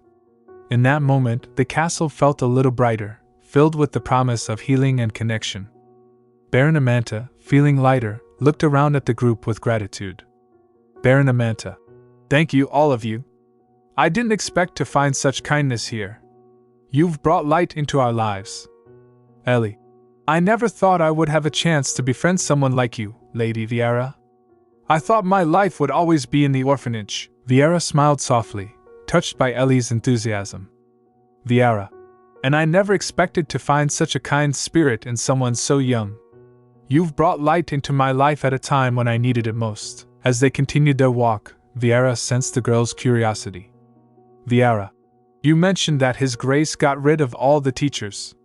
What do you mean by that? Ellie, her eyes wide with excitement, explained further. Ellie. They were really mean. They never cared about us. But when Duke Schuetz found out how they treated us, he made sure they were gone. It was like a dream. We felt free to be ourselves. Vieira nodded, impressed. Vieira. He must truly care about you all. That speaks volumes about his character. It's rare for someone to go to such lengths for others. Ellie. Yes. And he's not just nice, he's brave too. Like the time he fought off those bandits trying to raid the orphanage. He stood right in front of us, sword drawn. Vieira's expression turned serious. Vieira. I've heard about the bandit raids. It must have been frightening for you. Ellie nodded, her tone turning somber. Ellie. It was. But he protected us. That's why I want to be friends with you, Lady Vieira. I want to be strong like him and help others too. Vieira felt a swell of pride and affection for the girl. Vieira. You have that strength within you, Ellie. It takes great courage to face challenges, and you already show that every day. Friendship can be a powerful force for good. As they strolled deeper into the garden, Ellie's expression grew contemplative. Ellie. What was the war about? You said it was because of the prophecy? Vieira paused, considering how much to share. Vieira. Yes, the prophecy spoke of a mystical power. Many believed that the life force from the world tree would bring prosperity to our empire. The tribes who lived near the tree had access to powerful magic. But when the tree began to wither, fear and suspicion arose. Ellie listened intently, her eyes wide with intrigue. Ellie. And the tribes, they were blamed? Vieira. Correct. The Empire accused them of hiding the truth about the world tree's decline, even though they had been its protectors. This led to conflict, and many innocent lives were lost. Ellie looked down, her heart heavy with the weight of Viera's words. Ellie, that's so sad. I can't imagine fighting over something like that. Viera nodded solemnly. Viera, it is tragic.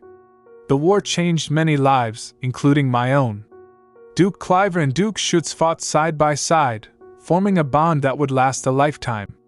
In the end, the Empire emerged victorious, but at what cost, Ellie? But now that things are better, do you think there's still a way to heal the wounds from the past? Viera's gaze softened as she considered Ellie's question. Viera, healing takes time and understanding. Perhaps by nurturing friendships and compassion, we can build a brighter future, one where all voices are heard and valued. Ellie smiled brightly, inspired by Viera's words. Ellie, we can start with us. I'll be your friend, and we'll make sure everyone feels happy and safe. Viera chuckled softly, her heart warming. Viera, yes, together we can make a difference, one step at a time. Viera glanced at Ellie, her heart warming at the girl's excitement. Viera, I suppose you could visit, but it may not be the most fun place for a child. Minds can be dark and noisy, and there's a lot of work involved. Ellie, but I want to see where the magic happens. Maybe I could help.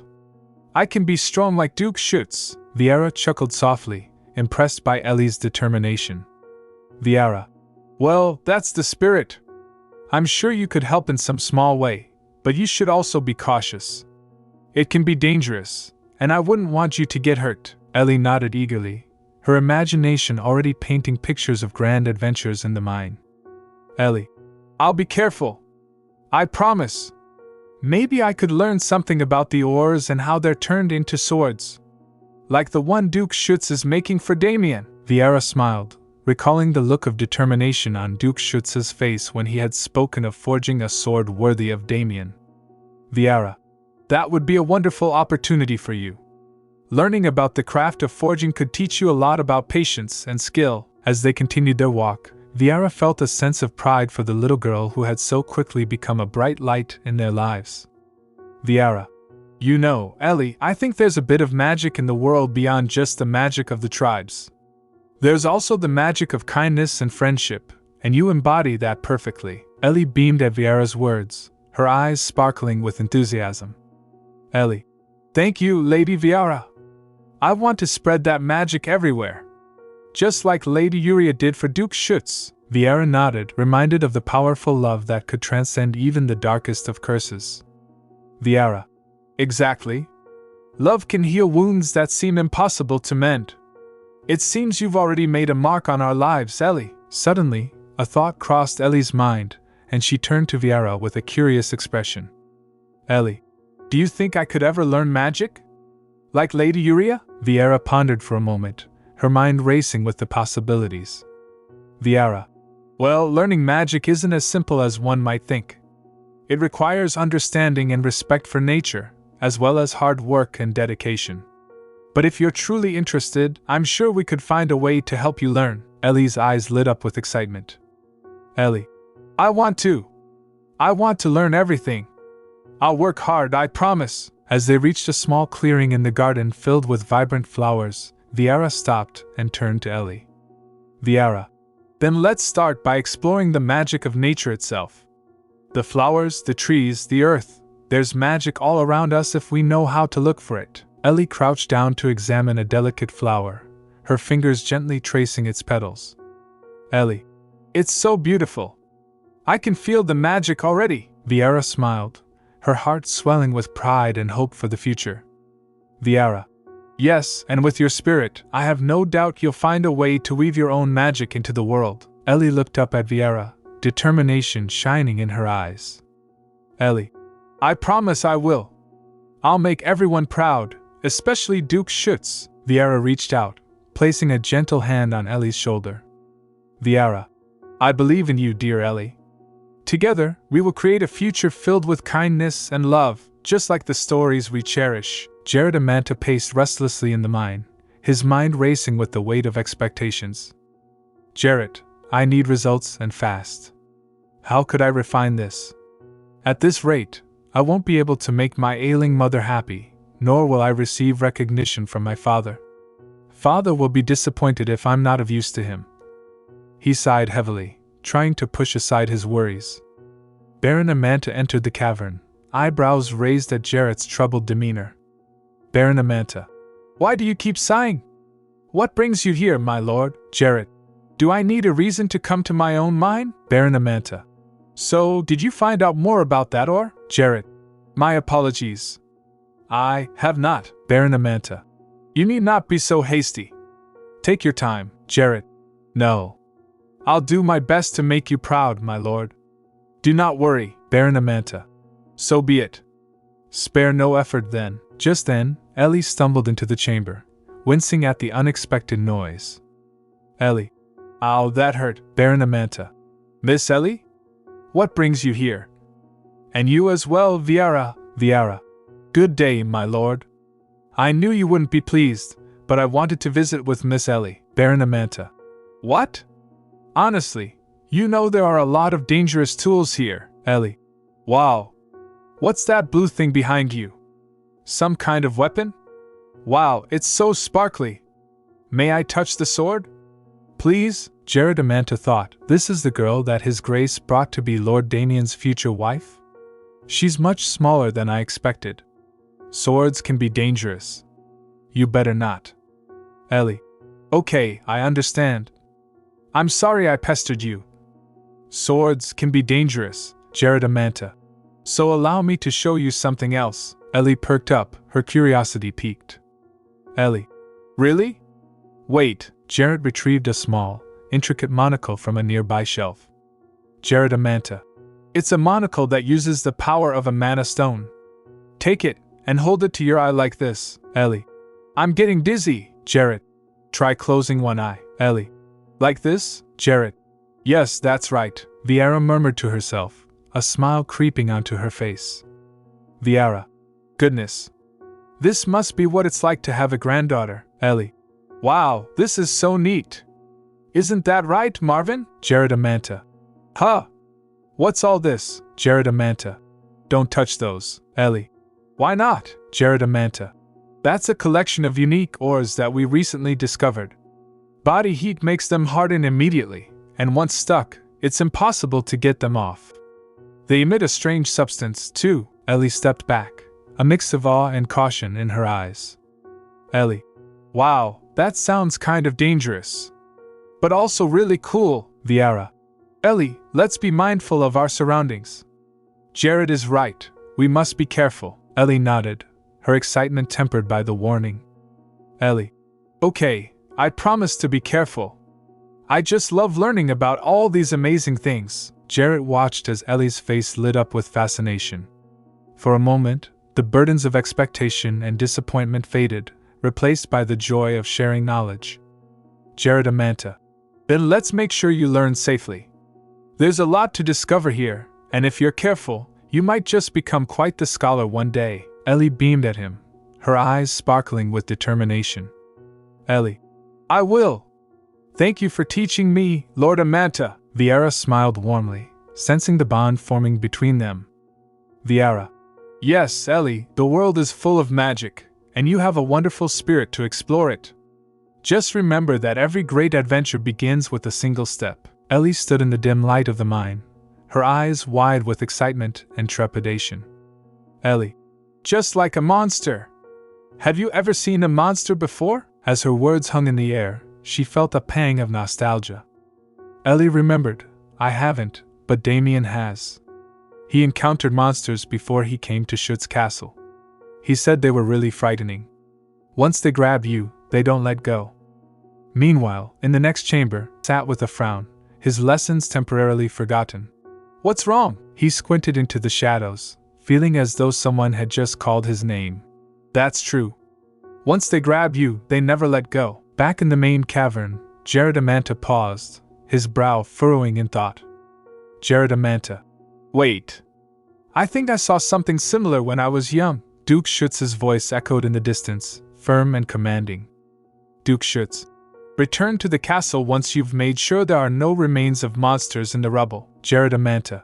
Yes, sir. He scanned the mine, his eyes landing on a glimmering object embedded in the rock.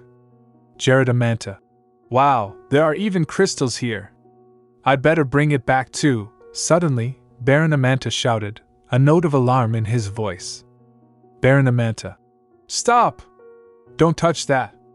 That's a rare monster with special properties. Jared. What? A monster? Baron Amanta. Yes. It looks like a sparkly gem on the outside. Jared. But it looks so beautiful. Baron Amanta. Yes. It looks like a sparkly gem on the outside. But you won't be able to remove it the moment it sticks to you. It might look pretty, but it will dig into a person's flesh.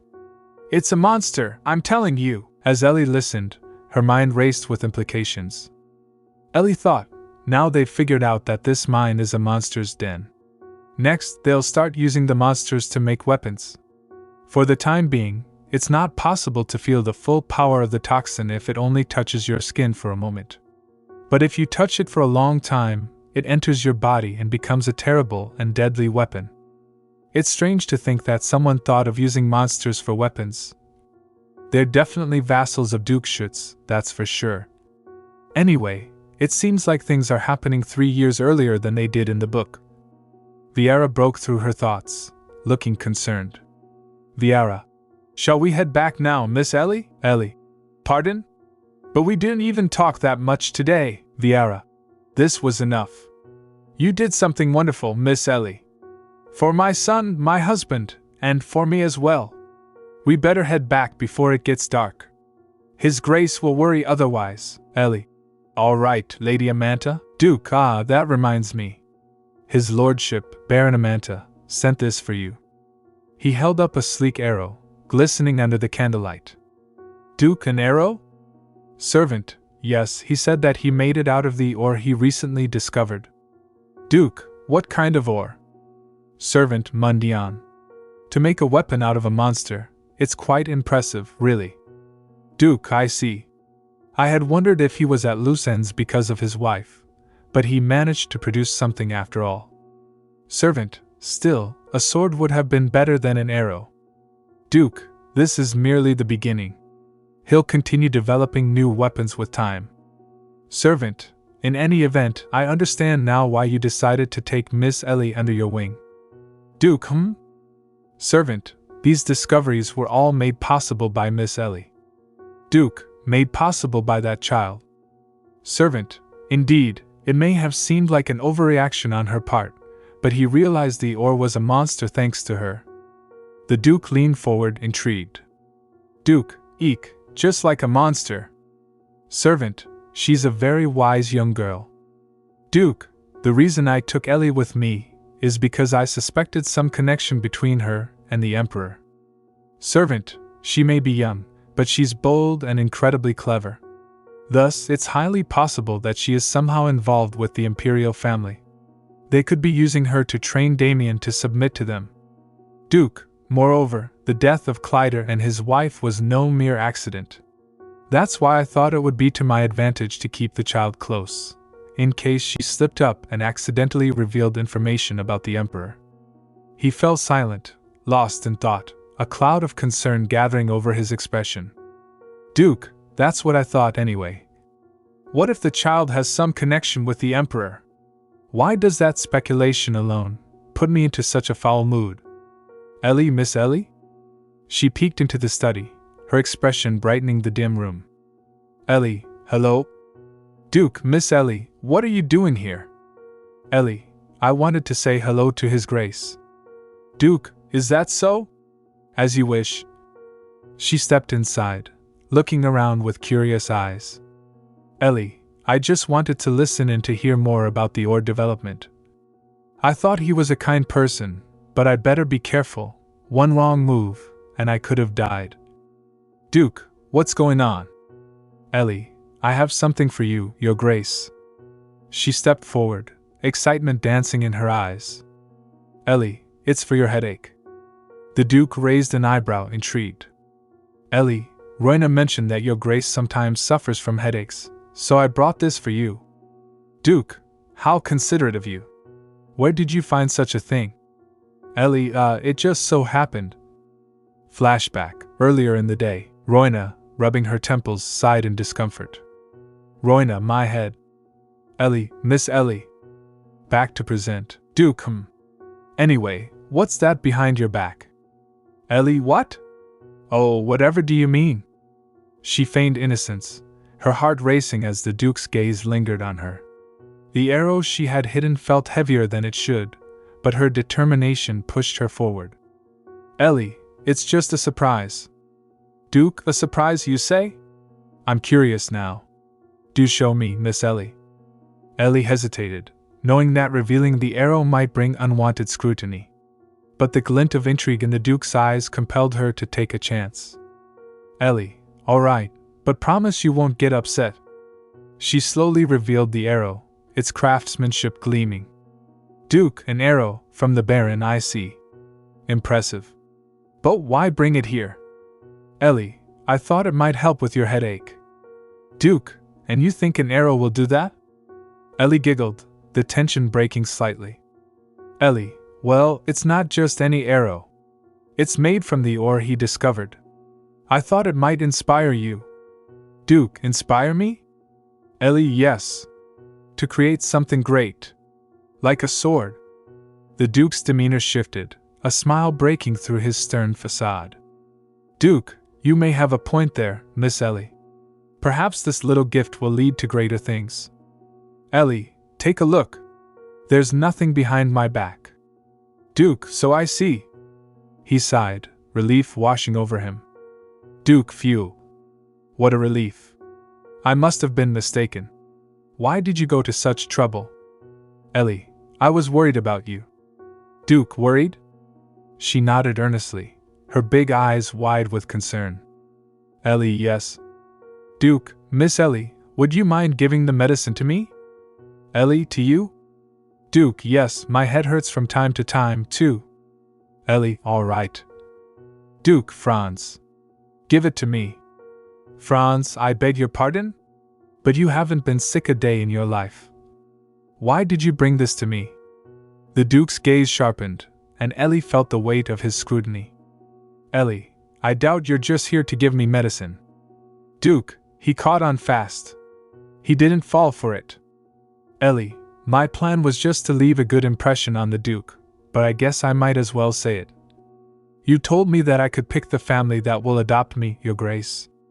Duke, indeed. Her heart raced as she continued. Ellie, may I choose again? Duke, you want to pick a different family? Ellie, House Schuetz. I want to have you adopt me. The Duke's brows furrowed, a mix of shock and disbelief on his face. Duke, what? Ellie, I won't stay long. I'll make sure I'm ready to leave once I'm old enough. Just let me stay with you for a little while. Duke, don't be ridiculous. I hate inconvenience and fuss. I dislike children even more. Ellie, that's your third red card. Duke, just like that? He didn't pull any punches. Ellie, all right, I understand. I'll be off then. Have a good evening, Your Grace. She turned to leave, her heart sinking. Franz, Your Grace, Miss Ellie is still young. Couldn't you have been a little less direct? Duke, this is children's medicine. Franz, Miss Ellie is a child, so that makes sense. The Duke rubbed his temples, frustration evident. Duke, it's laughable to try and cure pain caused by a curse with mere medicine. And this is children's medicine, no less. It wouldn't even work on an adult. The weight of his words hung in the air, and Franz shifted uncomfortably. Franz, there's a chance that Ellie is the Empress spy. Even though I acknowledge that possibility, I wonder why a part of me keeps hoping. Duke, that it isn't true. Ellie turned back, catching the tail end of the conversation. Ellie, feel better, Your Grace. Her cheerful tone cut through the tension like a knife, a small beacon of light amidst the shadows. Duke, thank you, Miss Ellie. As she walked away, the Duke felt an unsettling mix of emotions. The innocence and determination in her eyes ignited a flicker of hope, battling against the dark possibilities that loomed. Duke, What if she is more than she seems? Ellie, I had guessed that the Duke wouldn't accept me. I hate inconvenience and fuss. Don't be ridiculous. She sighed, reflecting on the Duke's stern demeanor. Ellie, but he was even sterner than I expected. I dislike children even more. He wasn't this bad. If I could be his daughter instead of a daughter-in-law, then I would be out of his hair once I came of age.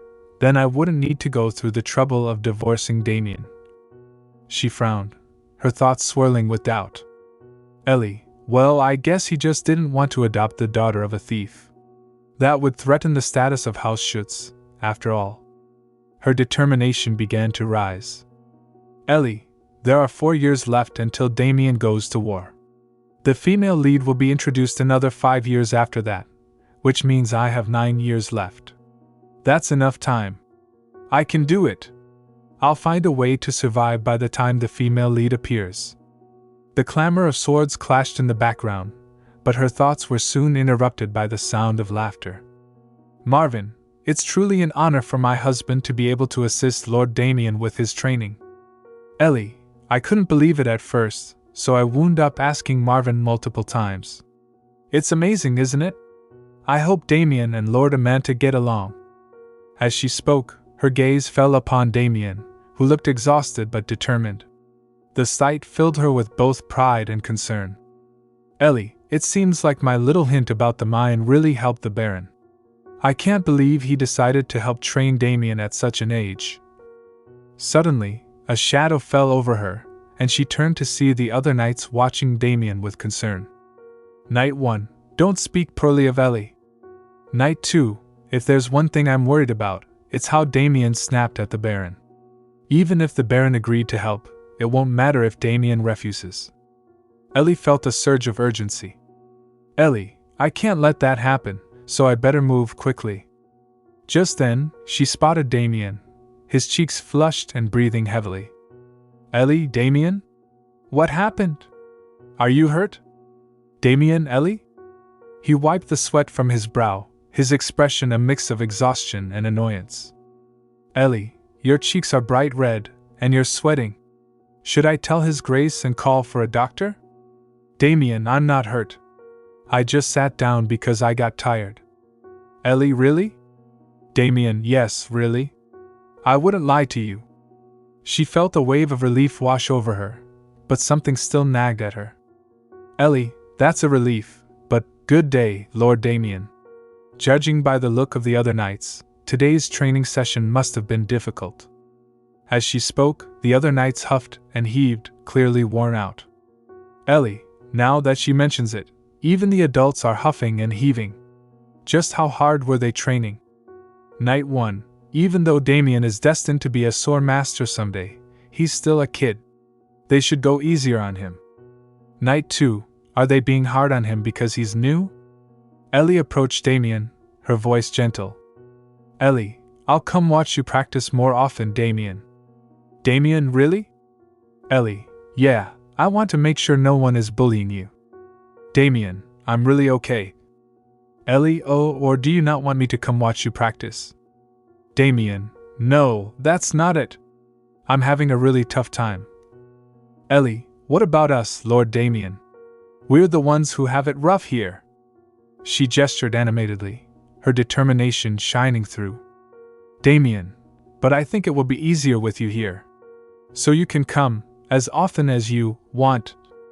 Her heart softened at his words, but a hint of suspicion crossed her mind. Ellie, I recognize that expression. Ellie, Tommy, are you sure you didn't eat Betty's cookies? Damian chuckled, shaking his head. Damian, but Damian would never lie. Okay, I'll come more often then. Ellie, good work today, Damian. His cheeks flushed, a shy smile breaking through. Damian, ah, you're so sweet. Ellie, oh my, you two get along so well. The tension shifted, and as they shared a moment of laughter, a sudden cry shattered the atmosphere. Voice, help us! Ellie and Damian exchanged worried glances, and they both turned toward the source of the commotion. Ellie, good day, Lord Damian. Viera, ah. I see Miss Ellie and Viera are here as well. Ellie, hello, my lord. Viera, I didn't realize the three of you would be here together.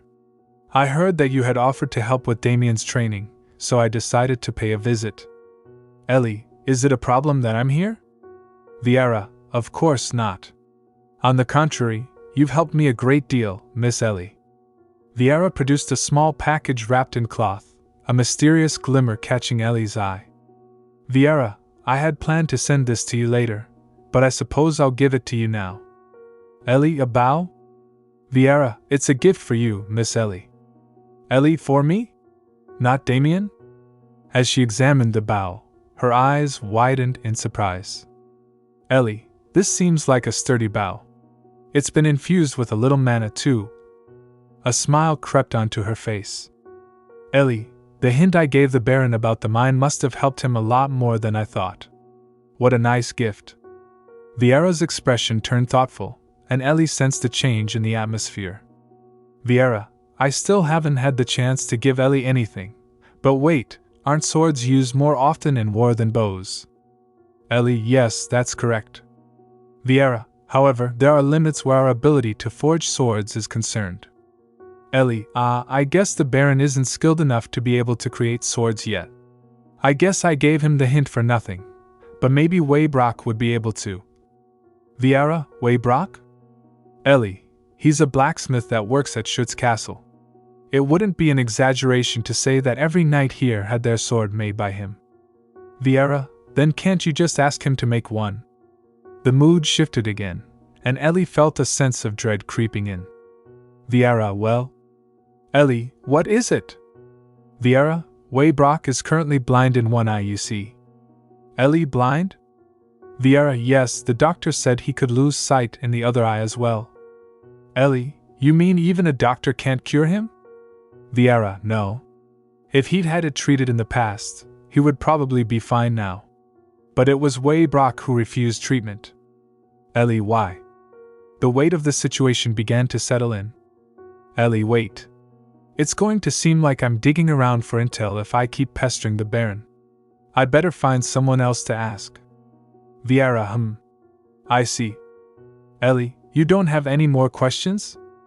Viera, my mother used to tell me not to stick my nose in other people's business. I know you won't tell me the reason anyway. Isn't that right? Ellie, yes. Viera, are you going to train now? I hope you don't forget that Damian is still young. I'm telling you to be gentle with him, got it? Ellie felt a mix of concern and determination as she watched Viera interact with Damian. Ellie, I'd better see what information I can find on Waybrock. Just then, Damian spoke up, his voice laced with frustration. Damian, what's wrong, Damian? Viera, don't like him at all. Ellie's heart sank. She glanced at Damian, sensing his unease. Ellie, what is he talking about? Viera, I don't think anyone heard. Ellie, why don't you like him? Damian, the Baron might look like an old man, but he's quite strong. And he's thighs tall. Ellie, so? Damian, he's a bad person. Ellie's eyebrows furrowed in concern. Damian, he was rude to you, Ellie. Ellie, you're a good person. Damian, but he got mad at you and acted like you were someone bad. Ellie knelt beside Damian, looking him in the eye. Ellie, it's okay, Damian. People can be complicated. Sometimes they don't show their true selves right away. Ellie, don't worry about me. I know you trust me. I don't need anything more. Damian, that's really enough? Ellie, of course. She could see the tension in his shoulders ease a bit, but she knew there was more beneath the surface. Ellie, so Damian, try to trust the Baron as much as you trust me, okay? He'll be able to help you a lot. Damian, okay. If that's what you want, then I will. Ellie, really? Damian, I appreciate that, Damian. The moment felt lighter, but Ellie could sense Damian's underlying turmoil. Damian, Ellie, in the original story, Damian wasn't disliked by the other people here. It's my fault for coming with him. I should be the one that's cast aside, not him. Ellie felt a pang in her chest. Ellie, I'll wait over here. Good luck with your training. As Damian returned to his practice, Ellie's resolve strengthened. Ellie thought this is the only option. Damian must get stronger. If the important vassals of House Schuetz recognize his strength, then other people won't be able to treat him with disrespect or hostility. Just then, Lady Amanta strode into view, her presence commanding attention. Lady Amanta, there you are, Lady Amanta. Oh, Miss Ellie is here too. Franz, what brings you here?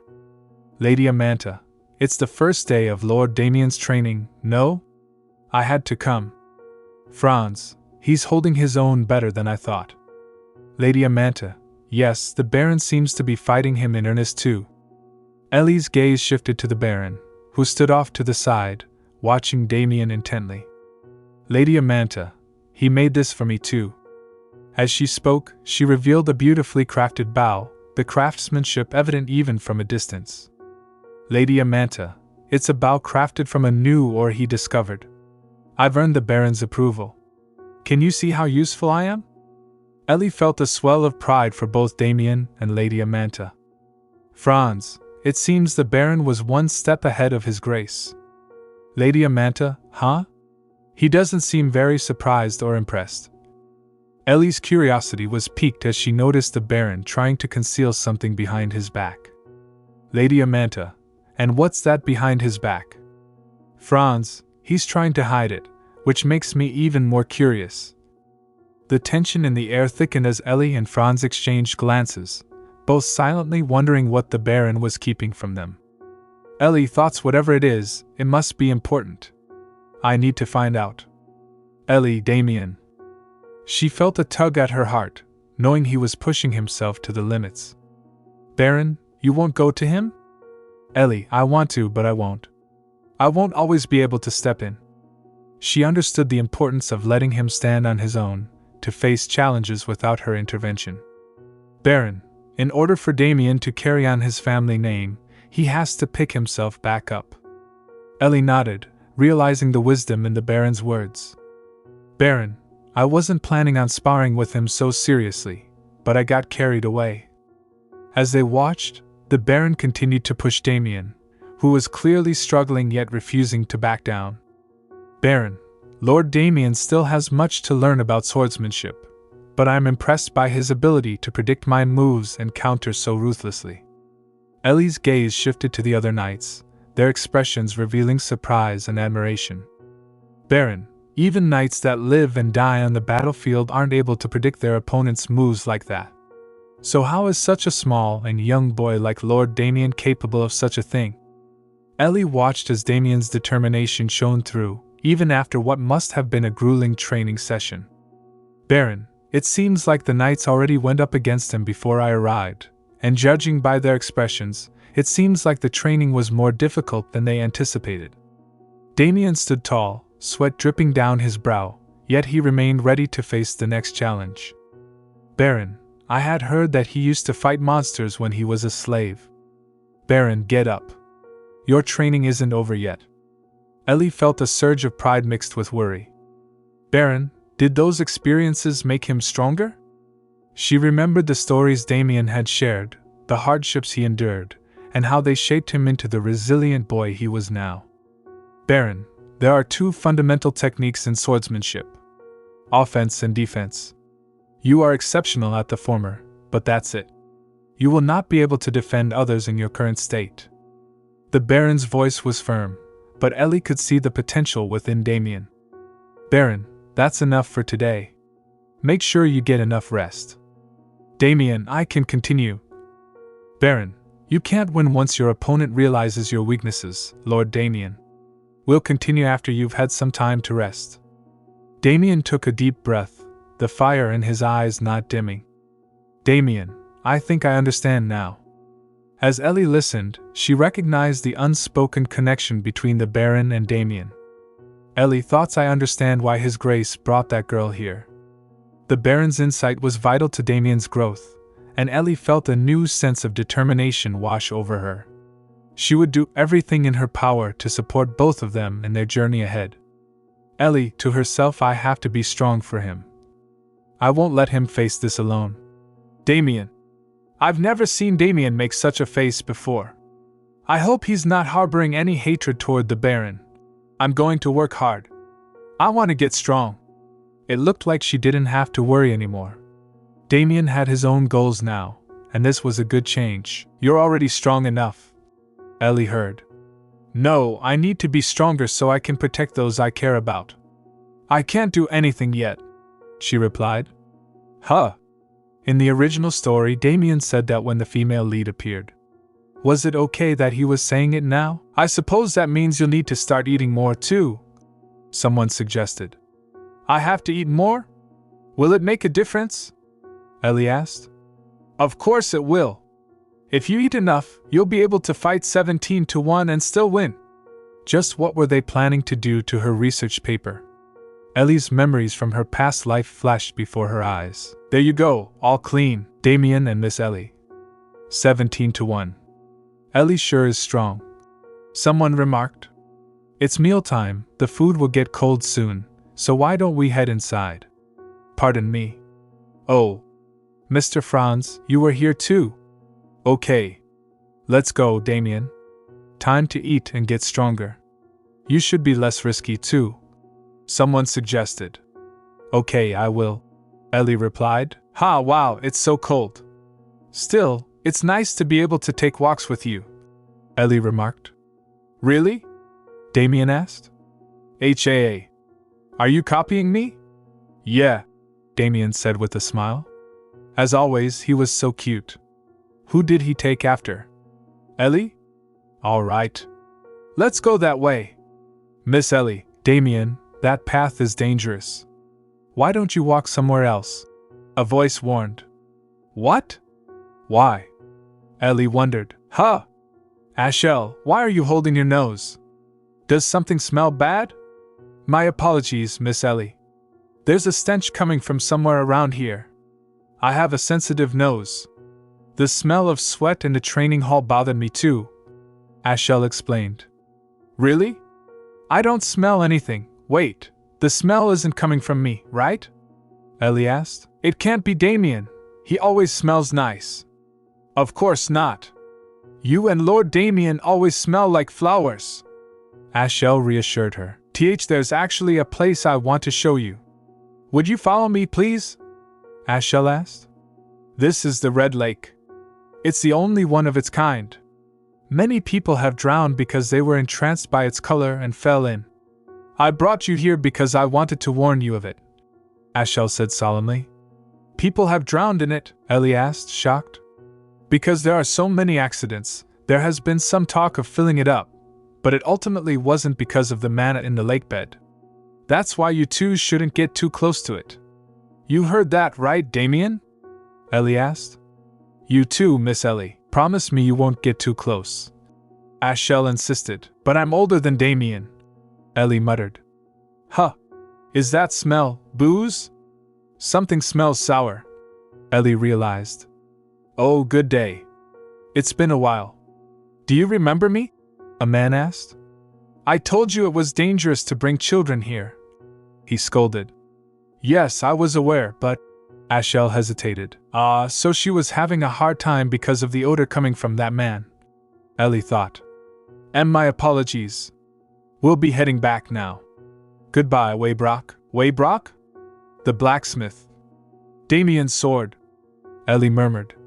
Time to head back now, you too, Ashel said. Okay. Ellie and Damian answered in unison. Ashel, that was Waybrock, right? The one who makes weapons for everyone in Schuetz Castle? That's what I heard from Baron Amanta, Ellie said. Phew, we made it. She sighed. Yes, but that was true very long ago. Ashel explained. Did he stop making weapons because he's blind in one eye? Ellie asked. Well. Ashel trailed off. His daughter drowned in the Red Lake? Ellie exclaimed. Yes, it happened long ago. Everyone in the castle knows what happened. Ashel confirmed. So that's why he smelled like liquor. His daughter died, and then he went blind. I feel so bad for him, Ellie whispered. But Waybrock only became like that after Lady Uriah passed away. He was grieving the death of his daughter around the same time Lady Uriah arrived at the castle. Lady Uriah was the same age as his daughter, and his depression improved after he spent time with her. But then after Lady Uriah died, he just started drinking all day. Apparently, he keeps refusing treatment from the castle physician too, all dry, Ashel said quietly. I see, you understand now why you should never get close to the Red Lake, right? You shouldn't ever go near it. Understood? Ashel warned. Yes, we understand, Ellie and Damian answered. Have sweet dreams, Miss Ellie and Lord Damian. Maybe it's because I'm thinking of my own mother, but I can't get his story off my mind, Ellie thought. Let's sleep, Damian. You smell nice, Ellie said as she tried to rest. But her thoughts lingered. I can't stop thinking about it, so I'd better go back tomorrow, she decided.